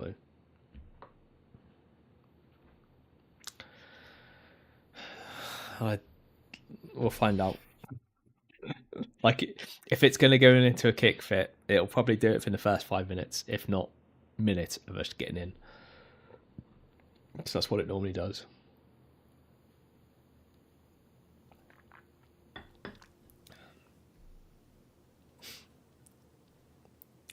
Like I've mentioned, the restarting the game for this to try and do this game is not a viable solution. While it is a workable solution for when I play online during the weekend, at least I'm doing that for a 10-hour or 12-hour gaming session. I can't do that for a couple of hour stream every time I want to kick up a stream for a new day. Especially when I work all day and I come on just to stream and have a game with you guys. And I can't do that because BattlEye says, nope, sorry, we're going to kick you. And it keeps doing it until you pretty much literally refresh it. And the only way of fully refreshing it is literally a whole game reinstall. I've even tried doing a partial reinstall. That means just completely removing everything to do with BattlEye, then re-verifying all the game files to see if I could do it that way. That also doesn't work. You still have BattlEye issues. It's an absolute piss take, if I'm honest.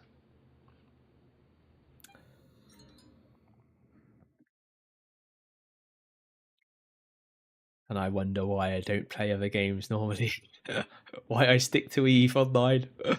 God. I love all these games, but fuck me.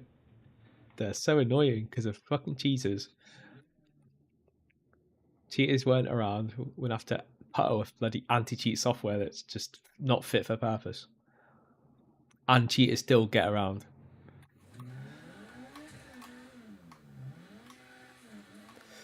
All right, let's see whether we can re-get the mission, do what we just did. We only have to do from... So we're on the second setup mission now. Assuming we can stay in the game, don't get kicked out straight away. If it's starting to fit, it normally kicks us around now, if not before. I've literally been in the game for less than a minute before and just been kicked repeatedly. So we're not in the spazzy mode of BattlEye at the moment, but we could also still be in a mode where it will kick us after 5 minutes or so.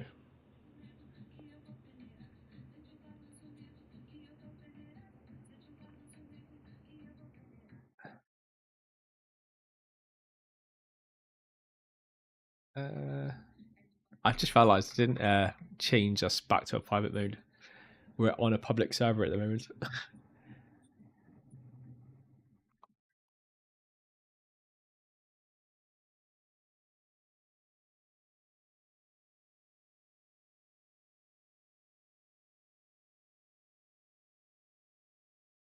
Oh, I'm definitely sure.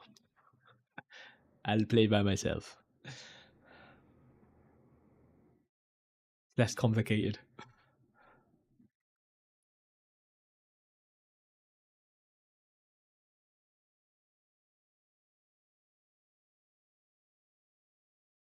Not sure if we're actually on a public server or not. Oh no, we look like we're private.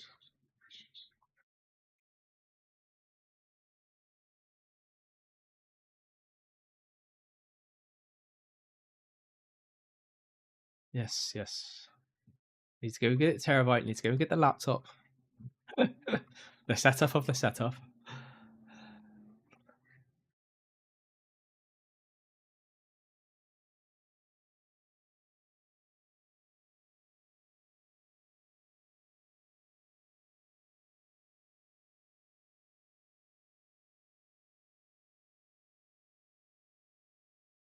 Tell you what, I do get more and more frustrated when this happens. You can tell that with my driving because I just get like to the point where it's like really, I drive sensibly, and then I get to the point where I'm at the moment where I'm just like, I could die any minute. The game could just stop and get kicked by battle iron. You know, it's kind of like pointless. Just become more and more reckless as the fucking game just starts pissing you more and more off.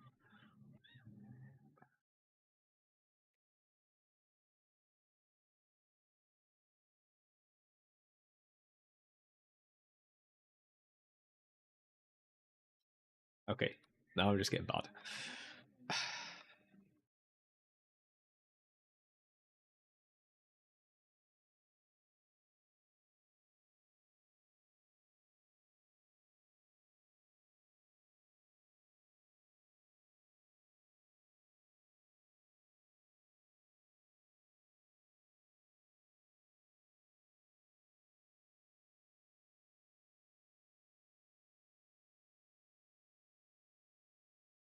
Remember not to drive under the volleyball nets because they're a brick wall, apparently.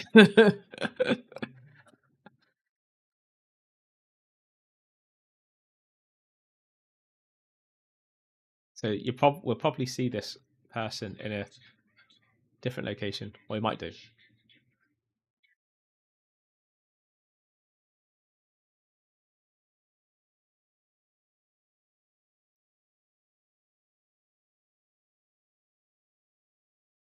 Might be in the 11th location or this location. He's on the other side.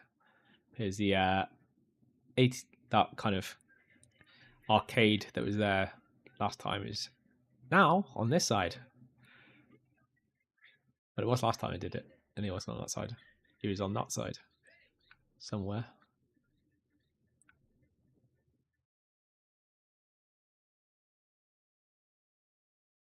Further down.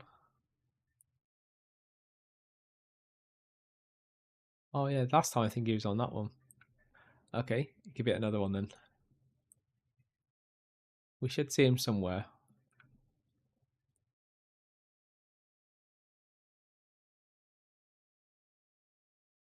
See, the first time I came down here, I was expecting someone on a bench because I'm pretty sure that picture shows a person on a bench.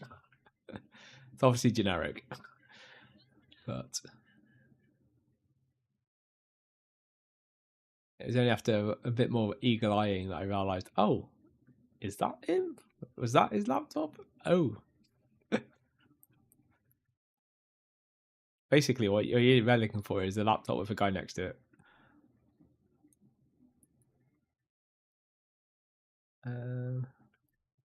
Oh, I like him when he is where I've seen him previously.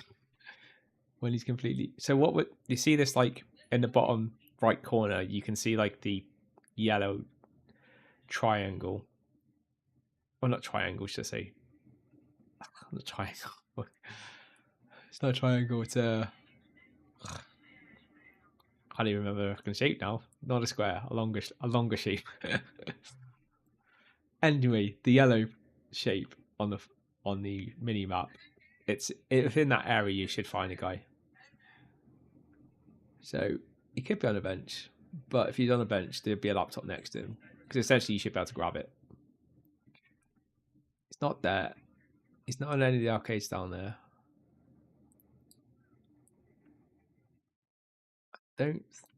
Doesn't look like he's down here. Unless he's in there somewhere. He's not on that arcade. He's not on the arcade there.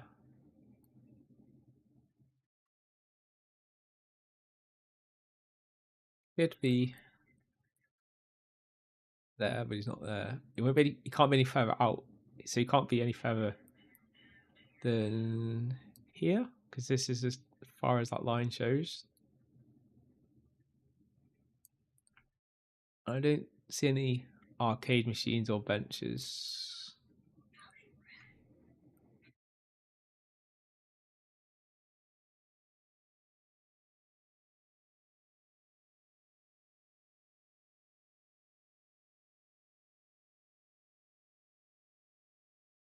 And it's always the same guy. That's why I'm not looking at the picture. You're wondering why you look at the picture, the guy might have changed it. He never changes.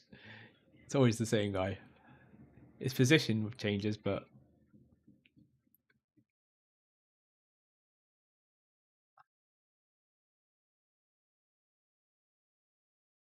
where the hell? Already running past him. I tend to do that in games. Get so excited. And then realise, oh yeah, I'm going past them a million times. I don't see anyone. Like, this is on the border now.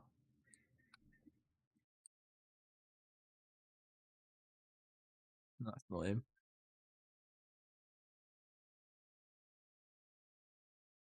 Why did Battle I have to do that? That's so annoying. I'm lost trying to find some guy that's like not where he normally is.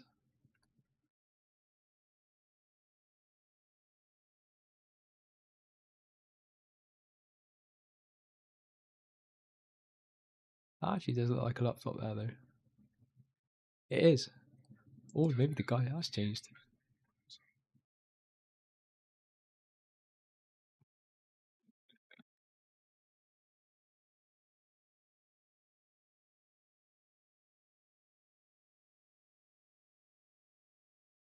Hey, he runs slow, doesn't he? I've never actually watched this run how slow he is. I just like he never seems to chase me. I'll get some cash off him. Took his laptop. Took a little bit of money off him. Awesome. He'll hate me.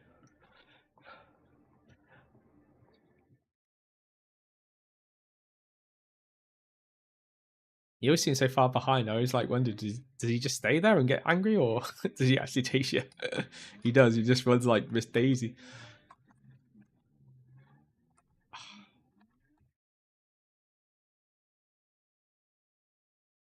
We need to go to the Terabyte now. The Terabyte, like I said, it's in the same general area, but like that guy, he can move around.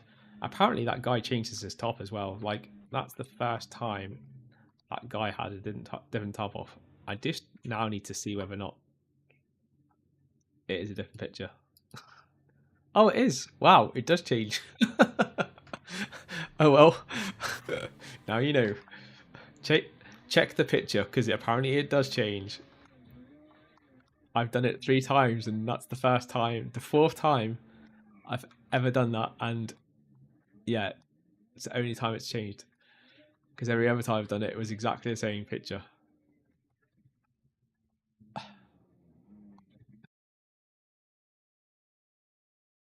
It's just that I noticed the laptop on the side.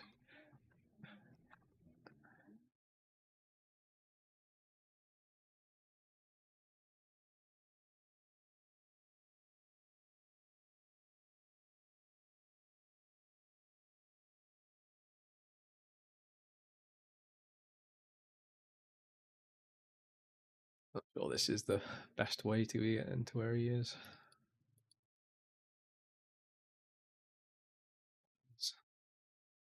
I always get confused by these these roads. I'm glad I don't live somewhere like this. My God, Spaghetti Junction doesn't say the least. I suppose if you did it every day, you get used to it, but how confusing.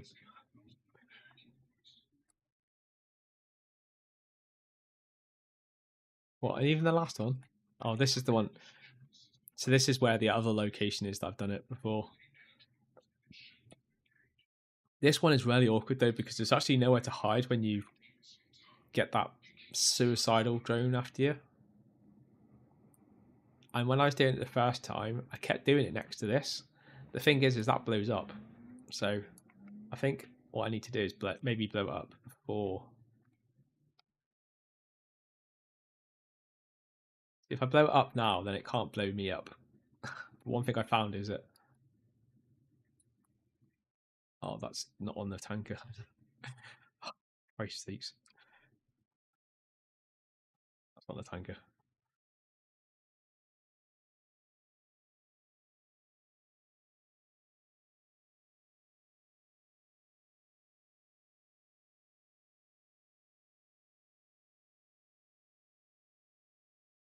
Blowing that up just means that then I don't have to worry about it blowing up when I'm near it. I'm sure that's what killed me when I was here last time. I was trying to do a suicide thing. I ended up having to take this fucking suicidal thing the opposite side, but then I struggled trying to take them out last time. So we'll try it this way this time. See if we can do it a little bit easier now that we've taken out that one thing that will kill us if we stood next to it. What's that suicidal drone?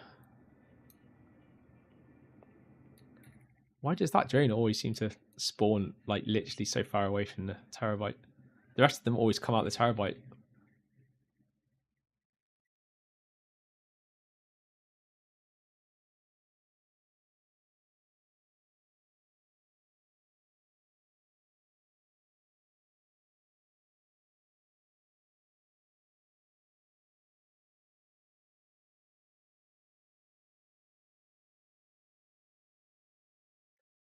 Yeah, it's definitely. I think so. When that happened to me last time, because I was next to this blew up and that killed me. I think that's why that seems so lethal. But as long as you take out that tanker thing first, maybe then it's not as harmful. Because that thing directly hit me before I hit anything else. Then, but it didn't cause that much damage. Just like brush damage almost.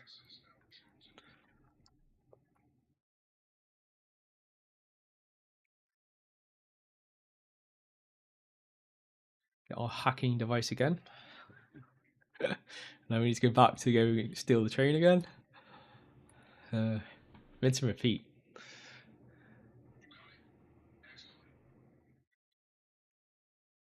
Hi Simon, how you doing? Or is it probably Simon the bot? Judging by the message.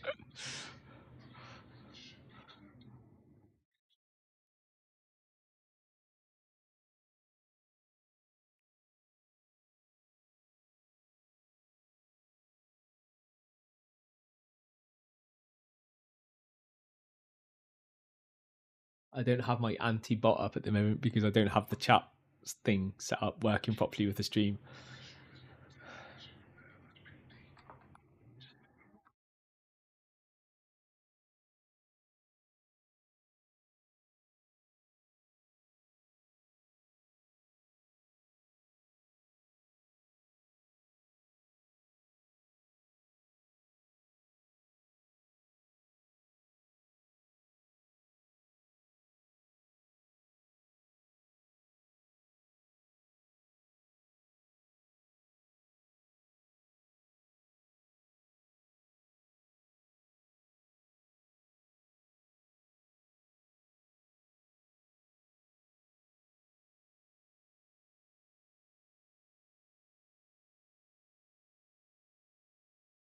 You stop just in front of me. It's like so annoying. But little you can do. The car will not stop that fast.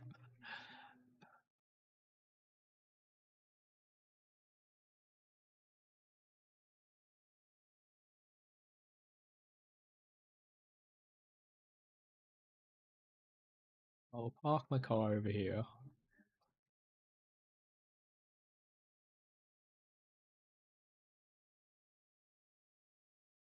Just realised I only had my gun out. I'm quite surprised these guys didn't kick off.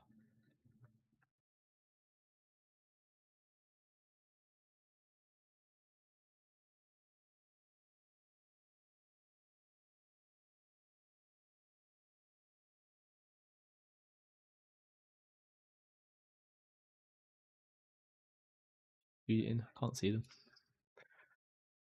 Someone's relatively close, but not close.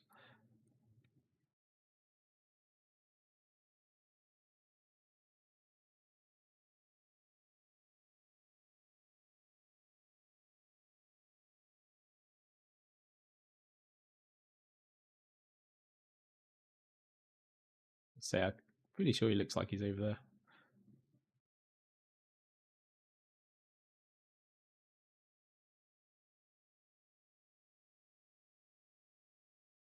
Just seen him on the minimap. It's the giveaway.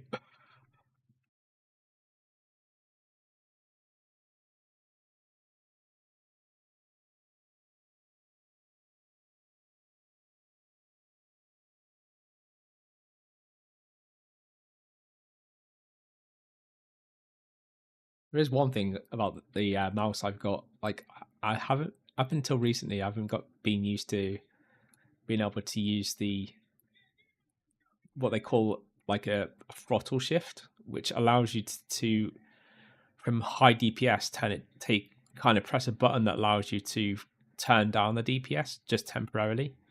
So it's like a shift, but a shift that allows you to make the mouse less sensitive, which is super useful when you're trying to use like sniper rifles and that, when you're trying to do highly positioned shots, because you obviously want it to be super fast like this, but you also want to be able to do it like this, where the same movement that would literally send you around in circles becomes a lot more fine movement to allow you to do that very precise aim shot.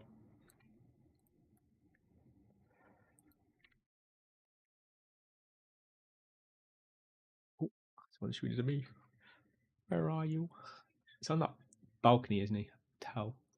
Even though I can't. Oh, there he is. Do you know what? That's why I struggled last time. I was like, I couldn't work out where that balcony was. I keep thinking it's where that like Bristol's thing is there, but it's not. It's up there. It's over the train. No, I couldn't see it last time. I like half know where everyone is, but orientation's not so well. Someone on the other side, which I think I can just see his head when I'm not staring down the barrel.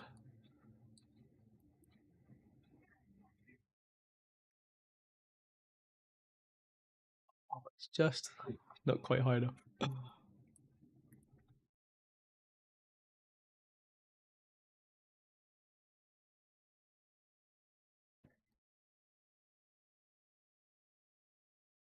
There we go.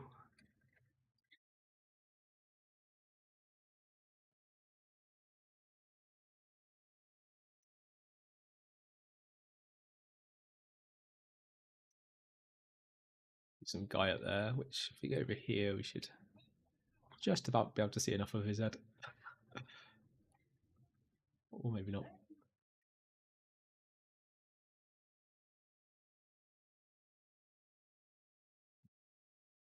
Well, getting later.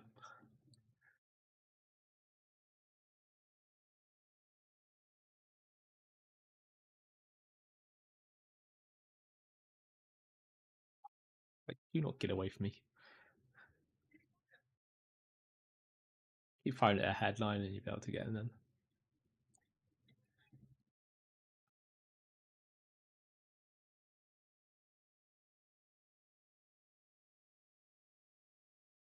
Because he stand exactly in the same place. It's just obviously when you know where they stand, it's just like, well, you know how to take them out because you can literally just go around, and because they don't move. Actually, there should be two guys there. Where's the other guy? He's either dead already because he moved, or he is somewhere else around. I always find that very disturbing when there's like someone that should be there but they're not.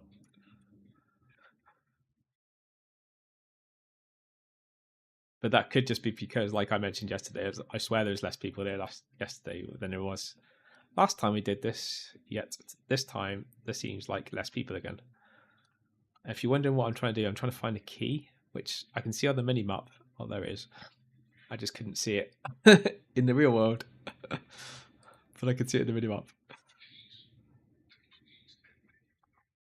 I did stop actually when I first started playing this game. I hardly used the minimap, but I've started to realize that the minimap is really, really useful in this game because when you're trying to search for things, it's normally shown on the minimap. So even though you might not be able to see it in the game, like actually in the world, you'll be able to see it on the minimap, which then just makes it a hell of a lot easier when you're trying to locate things.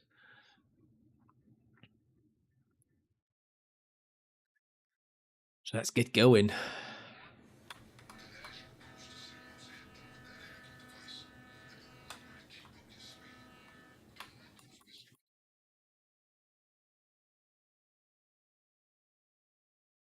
If getting this thing has a horn, I love chain horns, especially freight ones.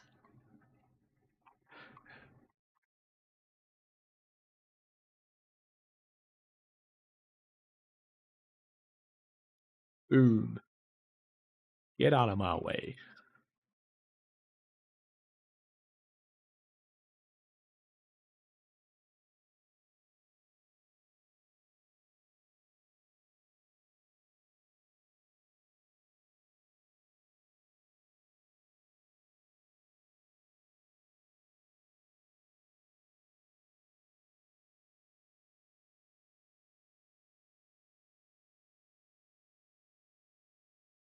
Keep forgetting. Because I'm more interested in the horn. I keep forgetting. Yeah, need to keep spamming that device button, the hacker, so I didn't get stuck at some point wondering why the train stopped.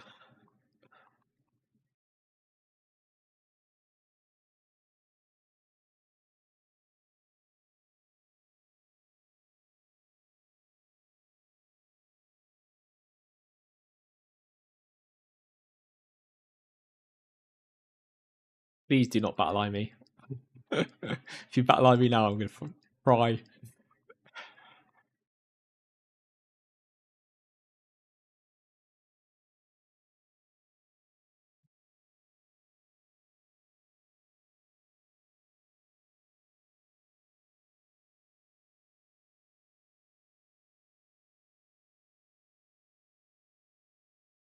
This is where we got to last time when battle line died, yeah? This is literally that tunnel where we're going into now. That is literally marks the end of the mission. That's how close we were last time to finishing this. And we've literally had to do this setup mission again just to literally get there. That's how close we were. That's why I was so annoyed. Battle Line kicked us out literally as we were about to finish the mission. And we've had to redo that setup mission again. It's not the shortest setup mission either.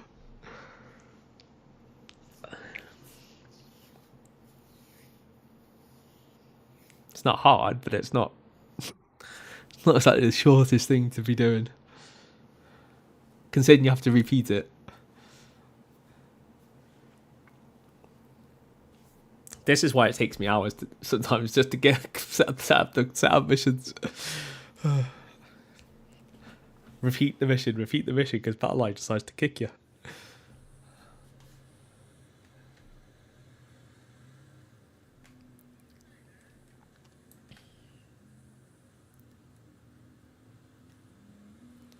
So our next setup missions is one of two options you normally get. You normally need to get the getaway car or get the equipment that you need. So the equipment will be some generalized equipment and weapons, because you can't use your own weapons. You have to use untraceable ones.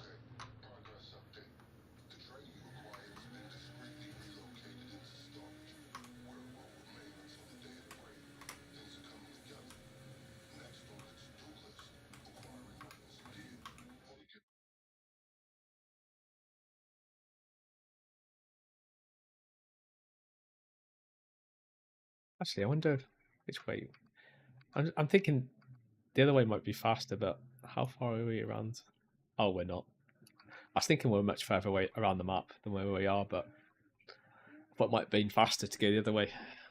Yeah, but it's not. We're way further down the map than I thought.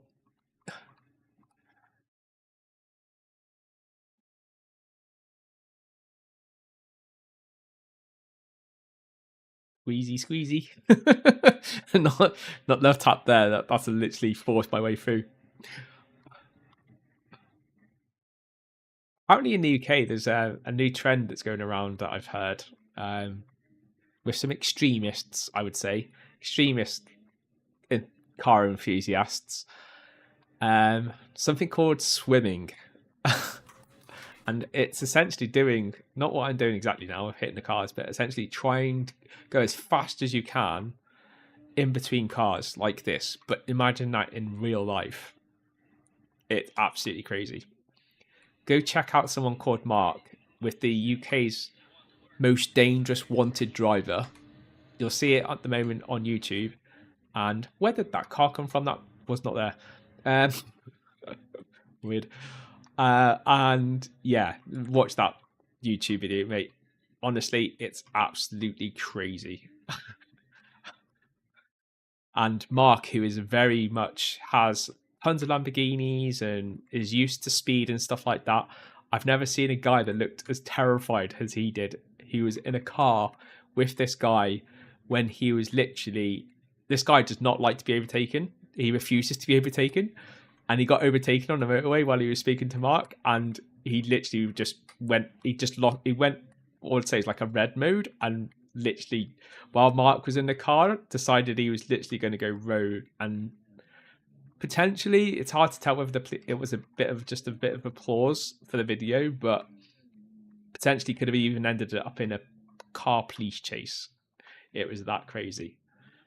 Don't know why I come back to Nightclub. I should go to Vincent. It's only around the corner anyway, but losing concentration. But yeah, you want to go check that out. But yeah, there's a new thing that I learned from that video where, yeah, the latest extreme trend in the UK, which was actually a trend that started from someone in America apparently during 2019, who started this phrase. But yeah, swimming, check it out.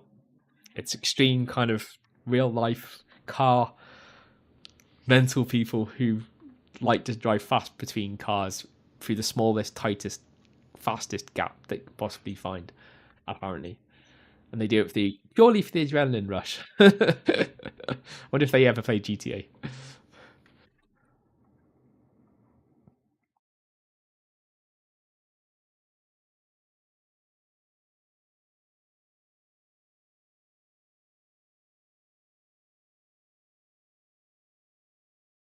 So we're going to do the weapons heist first. This is actually, I found a setup where you can get amazing weapons from what's supposed to be one of the hardest, because I found a really easy way of doing it.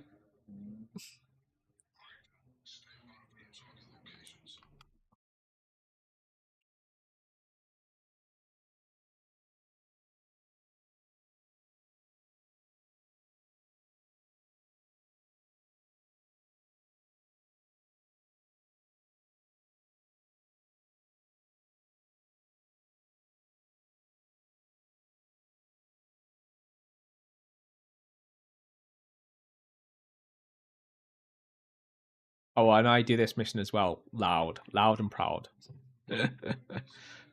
Probably definitely not the easiest, because every person I've watched do this shows you the stealth way of doing it. I was like, I don't do things like stealth unless I really have to.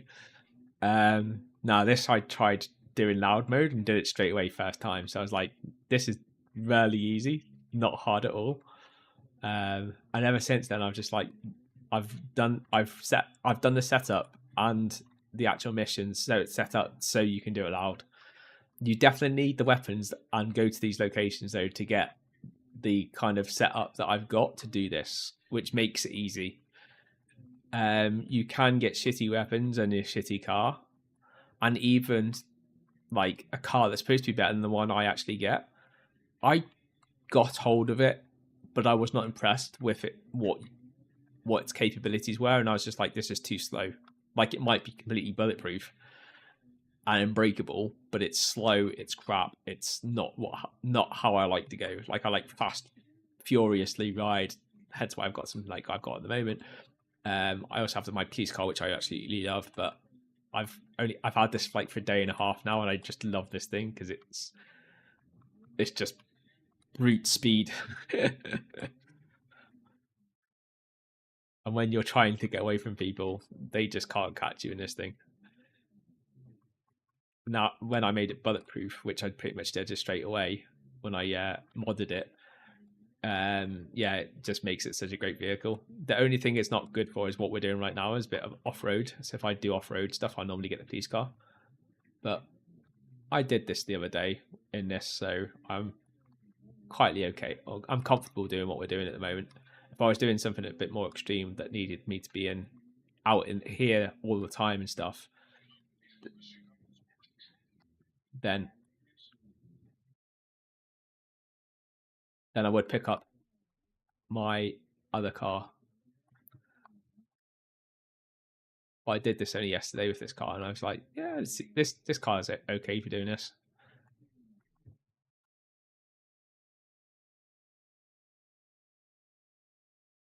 Park it here, so it's ready for us to make our escape. We will have people chasing us, but not sort of straight away. Normally when we get to the main road. So what I do first is this overlooks the airport area where these guys are. And even though it seems like you can't get up here, you can get up here. The first time I ever did this, I got up here really easy.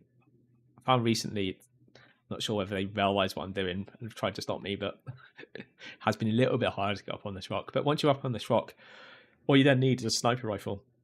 Sniper rifle I've got is the very basic one that you can get from any gun store. So just pick this up. If you've got the more powerful one, which I can get if I go to my hangar, but even if you've got this one, this is sufficient for doing this. You can literally one shot, headshot everything. If I actually shoot and aim at the right thing, yeah, you can just like literally just take all these out. Which my aim is literally gone for toffee.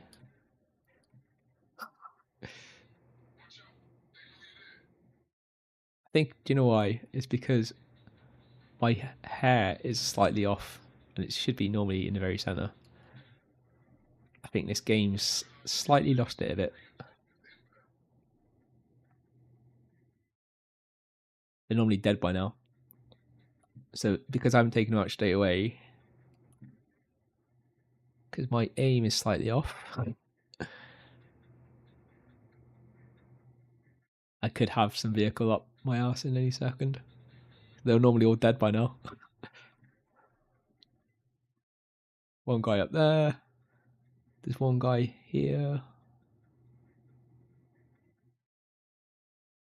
I love the way you put your head down just as I start pointing at you and you weren't even looking at me for ages.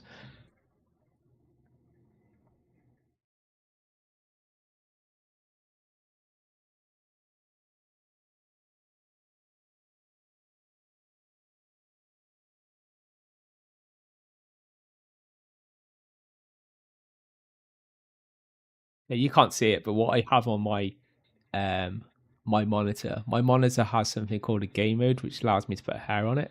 I do that so that I know where the hair should be, because it makes it bright green and it's around the screen. It just constantly stays on the screen, no matter what I have on my screen. But it means when I'm playing first person shooting ups, it just means that because you've got these little dots, and these little dots are really hard to see unless they're obviously where they are on the screen. So the screen just lets me know where that little white dot should be, and it should be in the very center. But for some reason, this game seems to have tried to fucking move where the hair is, so it's not actually directly in the center of the screen, because this monitor puts the hair directly in the very center of the screen, and it can't move because it measures all of this stuff by exactly where they are and the actual literally the DPS on the screen, which is really annoying. Never mind. Just means when I'm using my sniper rifle, for some reason now it's a little bit off. means I can't. It's actually blinding me a bit because I can't see the actual white dot. I just know it's hidden behind my cursor a bit. His feet's there. Shoot his feet. He'd be dead. It's very annoying. The cursor's in the way. So that's all the ones out here dead. There will be 2 people in here. One will be by this crate here. This one. That somehow I didn't kill. And then there'll be one just here. They'll come out here. Come on, show your head. Oh, normally he is. Where is he? On this side?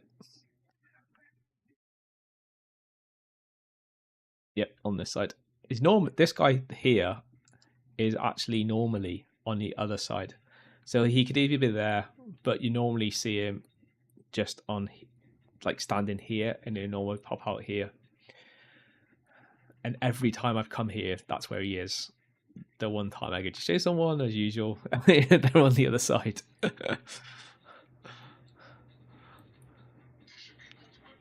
So that's where you get the weapons from, and then you'll get the gear from over here. Well, it could be the way around. No, yet. I think this is the gear, this part. Yeah, that's the gear bag. So that's the setup done. All we need to do now is go back to where our vehicle is. You could take one of their vehicles. There is a vehicle over there that has like a gun on it. I did have a go of it to see what it's like, but it's absolutely a pile of crap. Just as bad as the same military vehicle that you can get from these guys, but they won't be in the same location. They actually moved to a different location. I've got it. Wasn't impressed by it. The car that we'll actually get is the one that you should get, in my opinion. And you'll see why, because it's just like super fast like this. It's like this. It is bulletproof, but not to the same extent as the military vehicle is.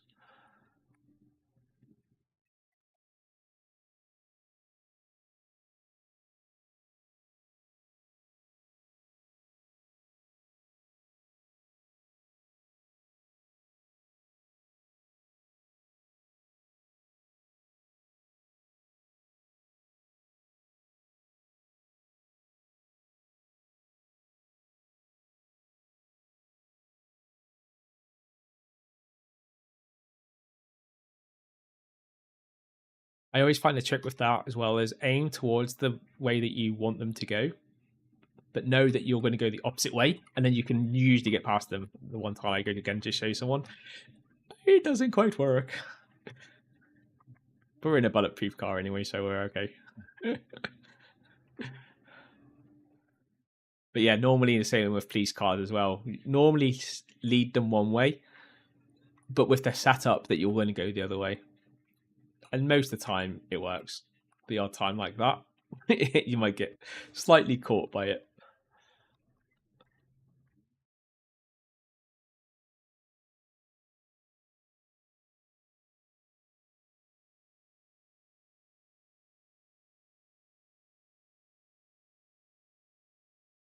My driving today is awful.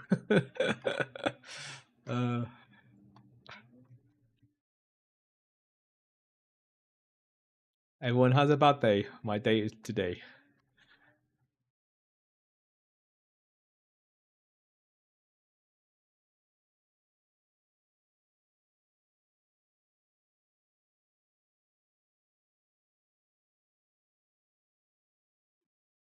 Uh, it's funny. It's funny. It's bad. It's funny. Badly funny.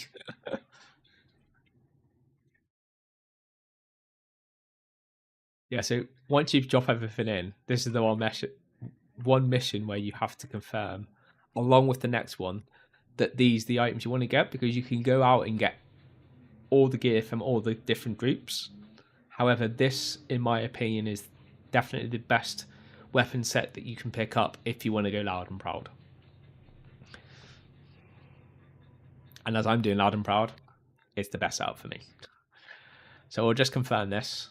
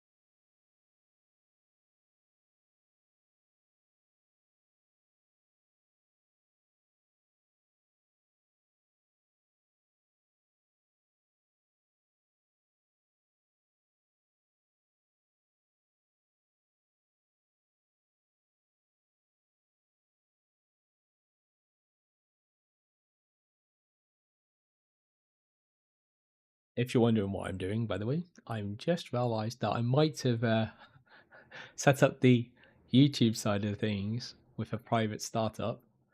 And for some reason, I've also noticed Twitch, and I've only just noticed, but Twitch doesn't seem to be picking up the right stream properly. I don't know why. Oh, God. Challenges. At least you get to watch the video replay. Hopefully. When I unprivate it.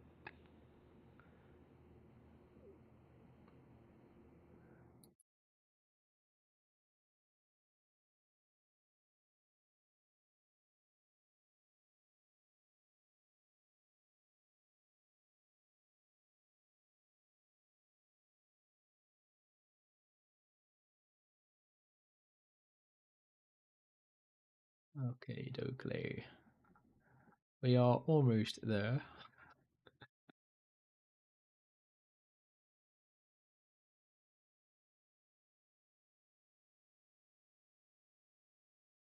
All right. We started out YouTube. However, like I mentioned, for some reason, Twitch is still showing a live feed of, well, let's just say it. So I have like a startup holding stream that you'll see at the very start of the stream saying the stream starting soon. And for some reason, it seems stuck cycling that. I don't know why. Really weird.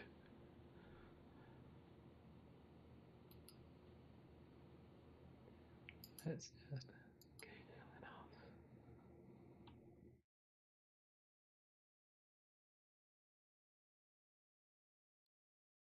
I have never ever seen this before.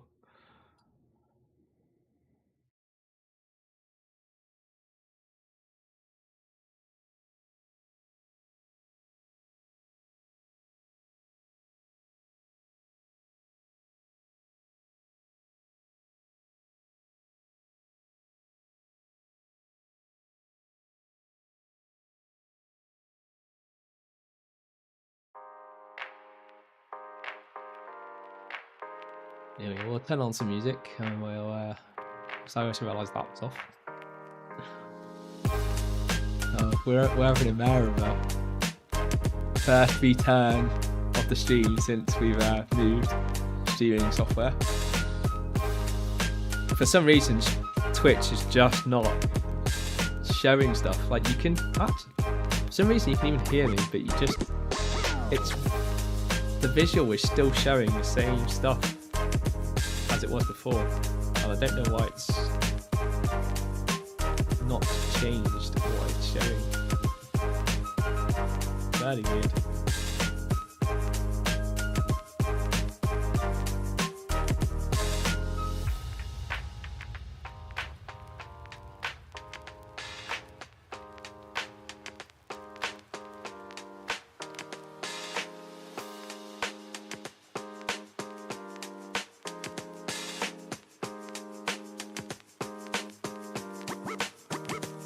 So do you actually have to use a third-party tool for the multi-streaming?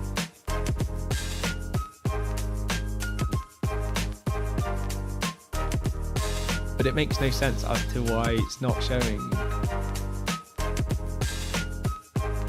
the different streams. But it should be showing what's on the live stream. The live stream at the moment is completely different.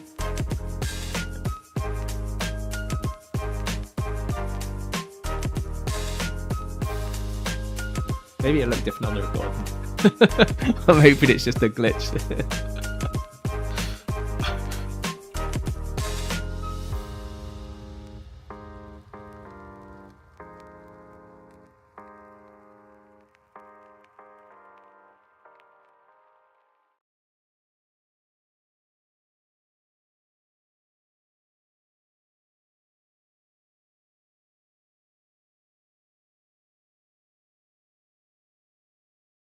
Maybe you changed that. Maybe that'll make any difference. Actually, I spent the business matter. When scene? Use default scene. What's default scene? Hey, what? Oh.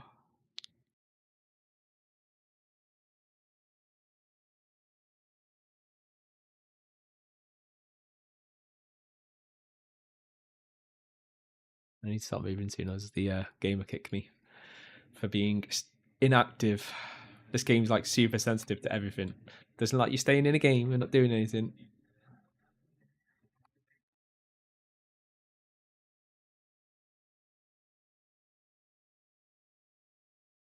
Where's my music on? Is that just like quit itself as well?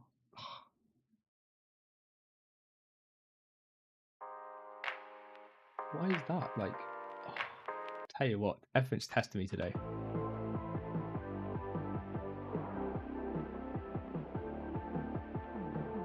So I apologize if you're watching on Twitch today, but yeah, whatever. For whatever reason, Twitch has decided that it will play the sound because I can hear myself on the stream. But like, I've noticed also that the visuals that you're seeing at the moment seems to be stuck on literally the very first scene, which is the holding for the stream.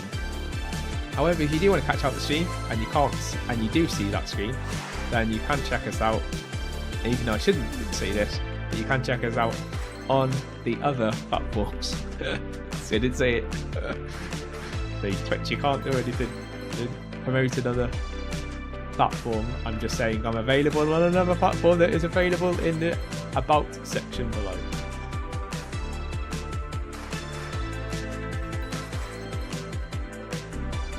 Okay, we'll go and get our... Well, actually, it won't be our final setup mission, but this will be almost our final setup mission.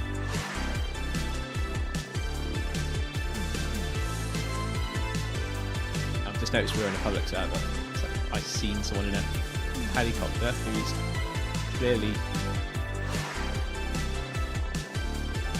another player.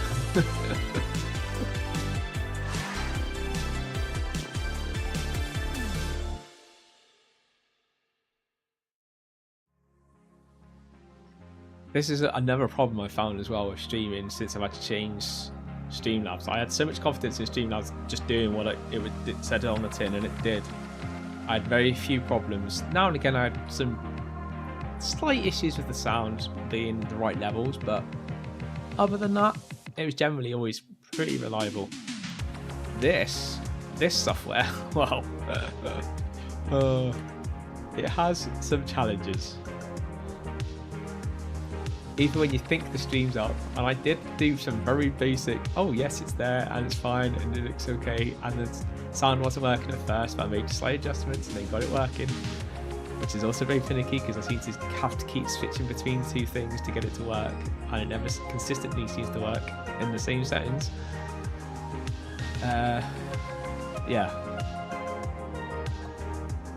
All I will say is I have to do pre-setup, check everything's working, which is why I now have to put it up for 10 minutes before I intend to stream.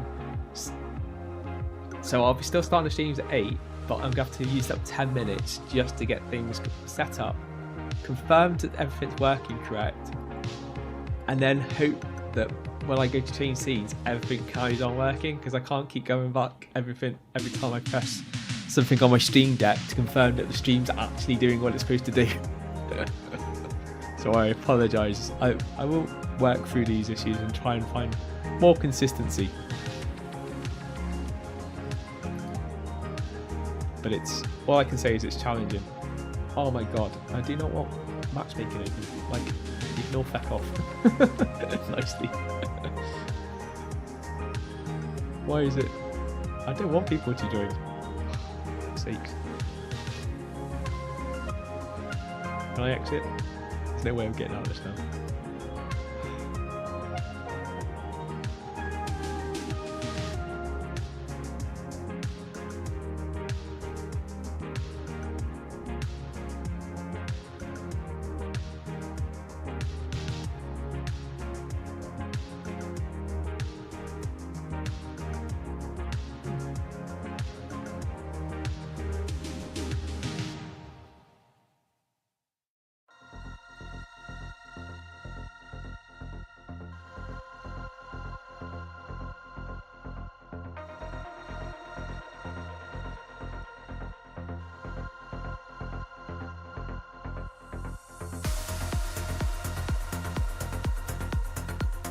Looks like they've left. So it's just us. I like that.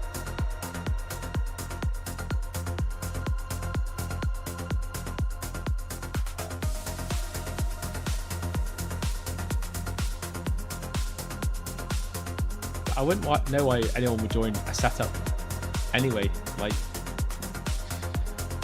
I suppose if you wanted to do the setup, but if you're going to join, you just want to join for the last one, because it's the last one that gives you the money, the decent money. These are just more of like a necessity that you have to do them in order to be able to get to the final mission.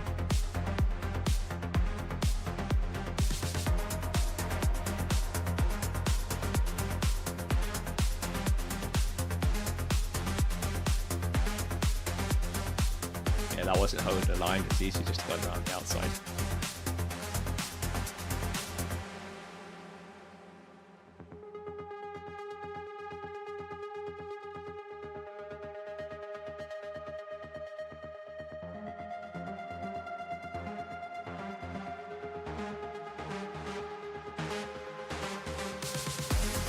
In here is where we are.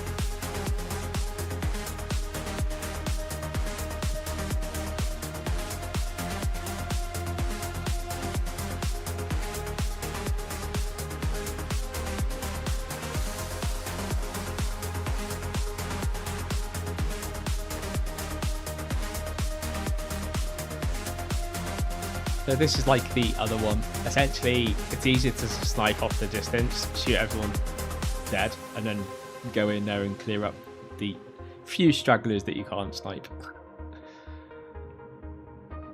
The one thing I would normally do is I would normally get my rocket launcher from the hangar. If I wasn't doing this on a stream, but as we're on a stream, I won't waste the time to go to the hangar to go and get that stuff before setting up this mission. But if you want to do that, yeah, before you start the setup mission, make sure you go to the hangar. Yep, you go.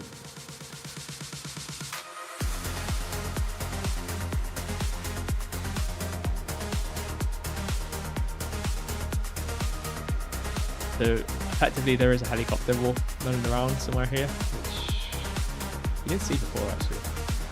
Can't see him on the big map, but you should see him on the mini map normally. Normally he will be back at the back, circling. For whatever reason I've seen him at the front before. Weirdly. Don't know why. Yeah, he's up there.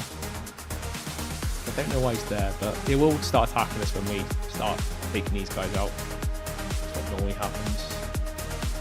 Actually, I've just noticed they are normally here, but none of the vehicles are there. So this is a slightly different setup than it normally is.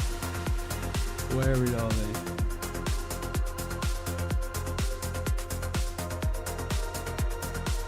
It looks like they're set up over there, which is why the helicopter's not over there.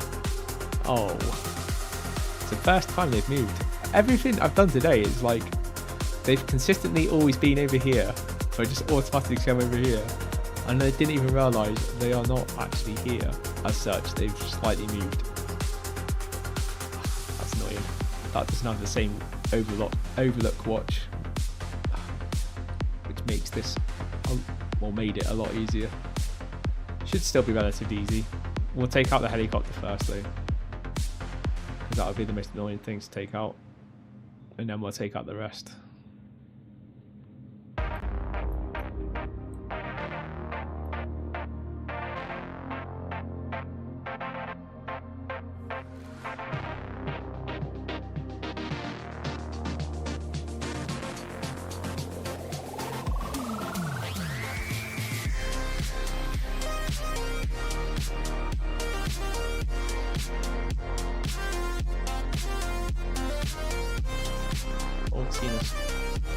It seems.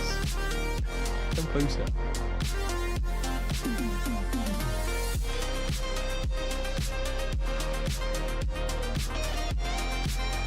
That's taken out. It's the most annoying thing. Once you take that out, the rest of it's way easier. You'd have some helicopter trying to shoot at you.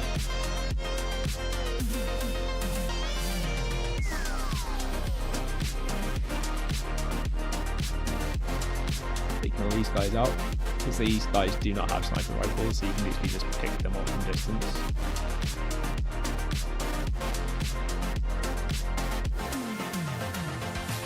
Again, that cursor thing's moved. Does this game do it on purpose? Now it's like above where my hairs are on my screen. Slightly easier to see though, which is a blessing, I guess.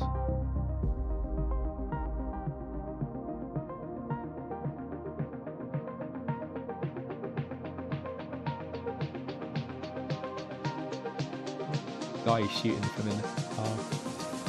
Can't even see, but apparently you can shoot through.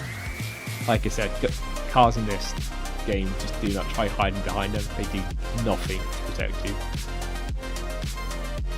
Unless you're in it and it's a bulletproof car. Like, it's really doing nothing to help protect you, really.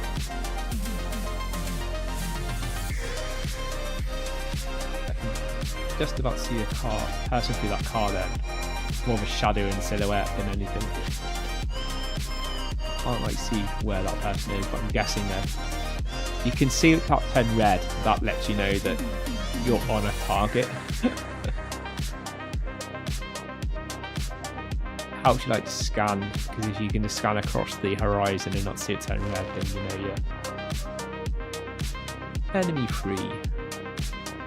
Can't see anything else there. So, oh, there's another vehicle just pulled in.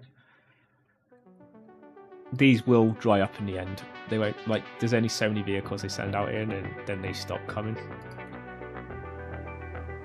It does feel like never ending to start with. Believe me, the first time I did this, I was like, are they just going to keep sending vehicles? It's just like, do they just keep respawning? I've also had it where, like, the helicopters kept respawning as well. I think that is actually a bug. I don't think it's meant to keep respawning like it did. It did me on one of the missions. Because I was like, how the hell are you supposed to complete it when you've got a literally helicopter keep respawning, making it impossible for you to kind of progress what you need to get on with.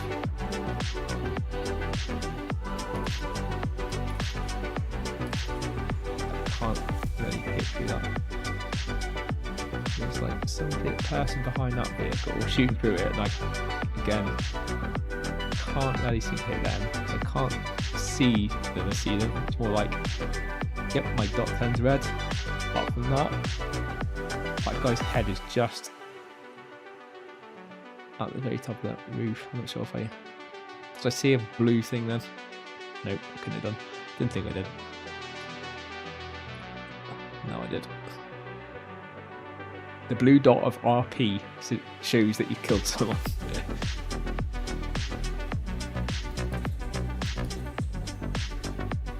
Driver's dead. That other person's gone behind that vehicle. So annoying. Now he's dead. Driver dead.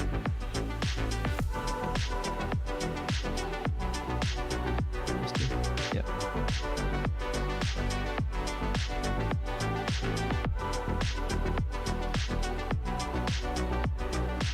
What if they do that on purpose, moving the dot around? For anyone like me that uses what I say is like it's a visual aid.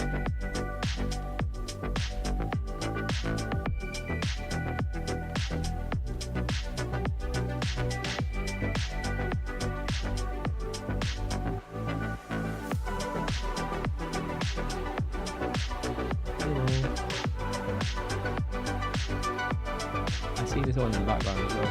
Just noticed it. Someone was running at the back there by that blue thing. I kind of glimpsed them but couldn't actually see them as such. I swear I was there, just seen it. Someone ran between that gap.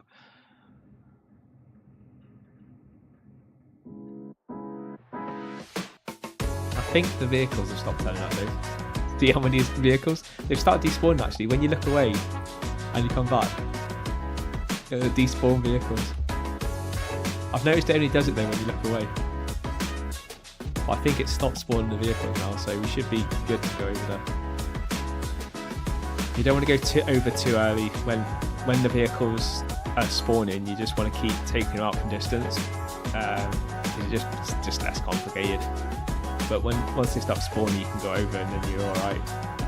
They won't send any more vehicles, at least until you get the car, and then they'll start chasing you and spawning the vehicles again whilst you're in the car, and then start chasing you in the car. That's pretty standard.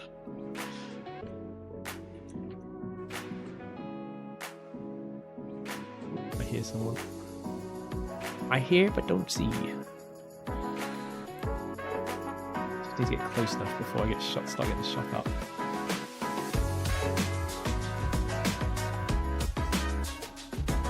Got something to hide behind, hopefully.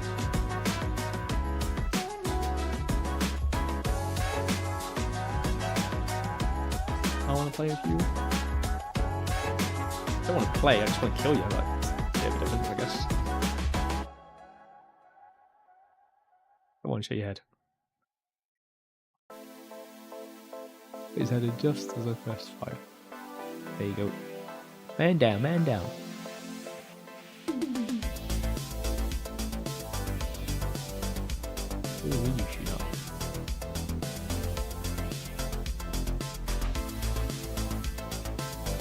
See, the car there is the car that we're after. That's the car.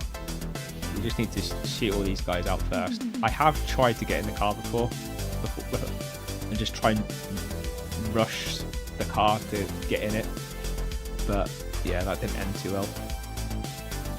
So it's easier just to actually just take out all these guys. It like takes a little bit longer, but not much. Oh, and I think we're just about to kick out. Game error. Please reboot and start. Error. Graphic state.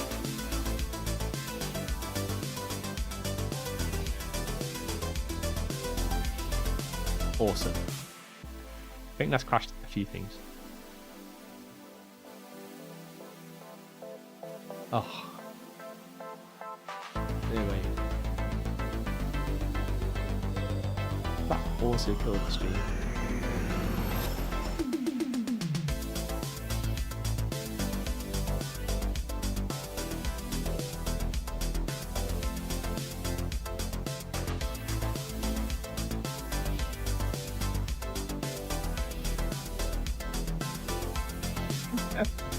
Oh, I can't believe this again.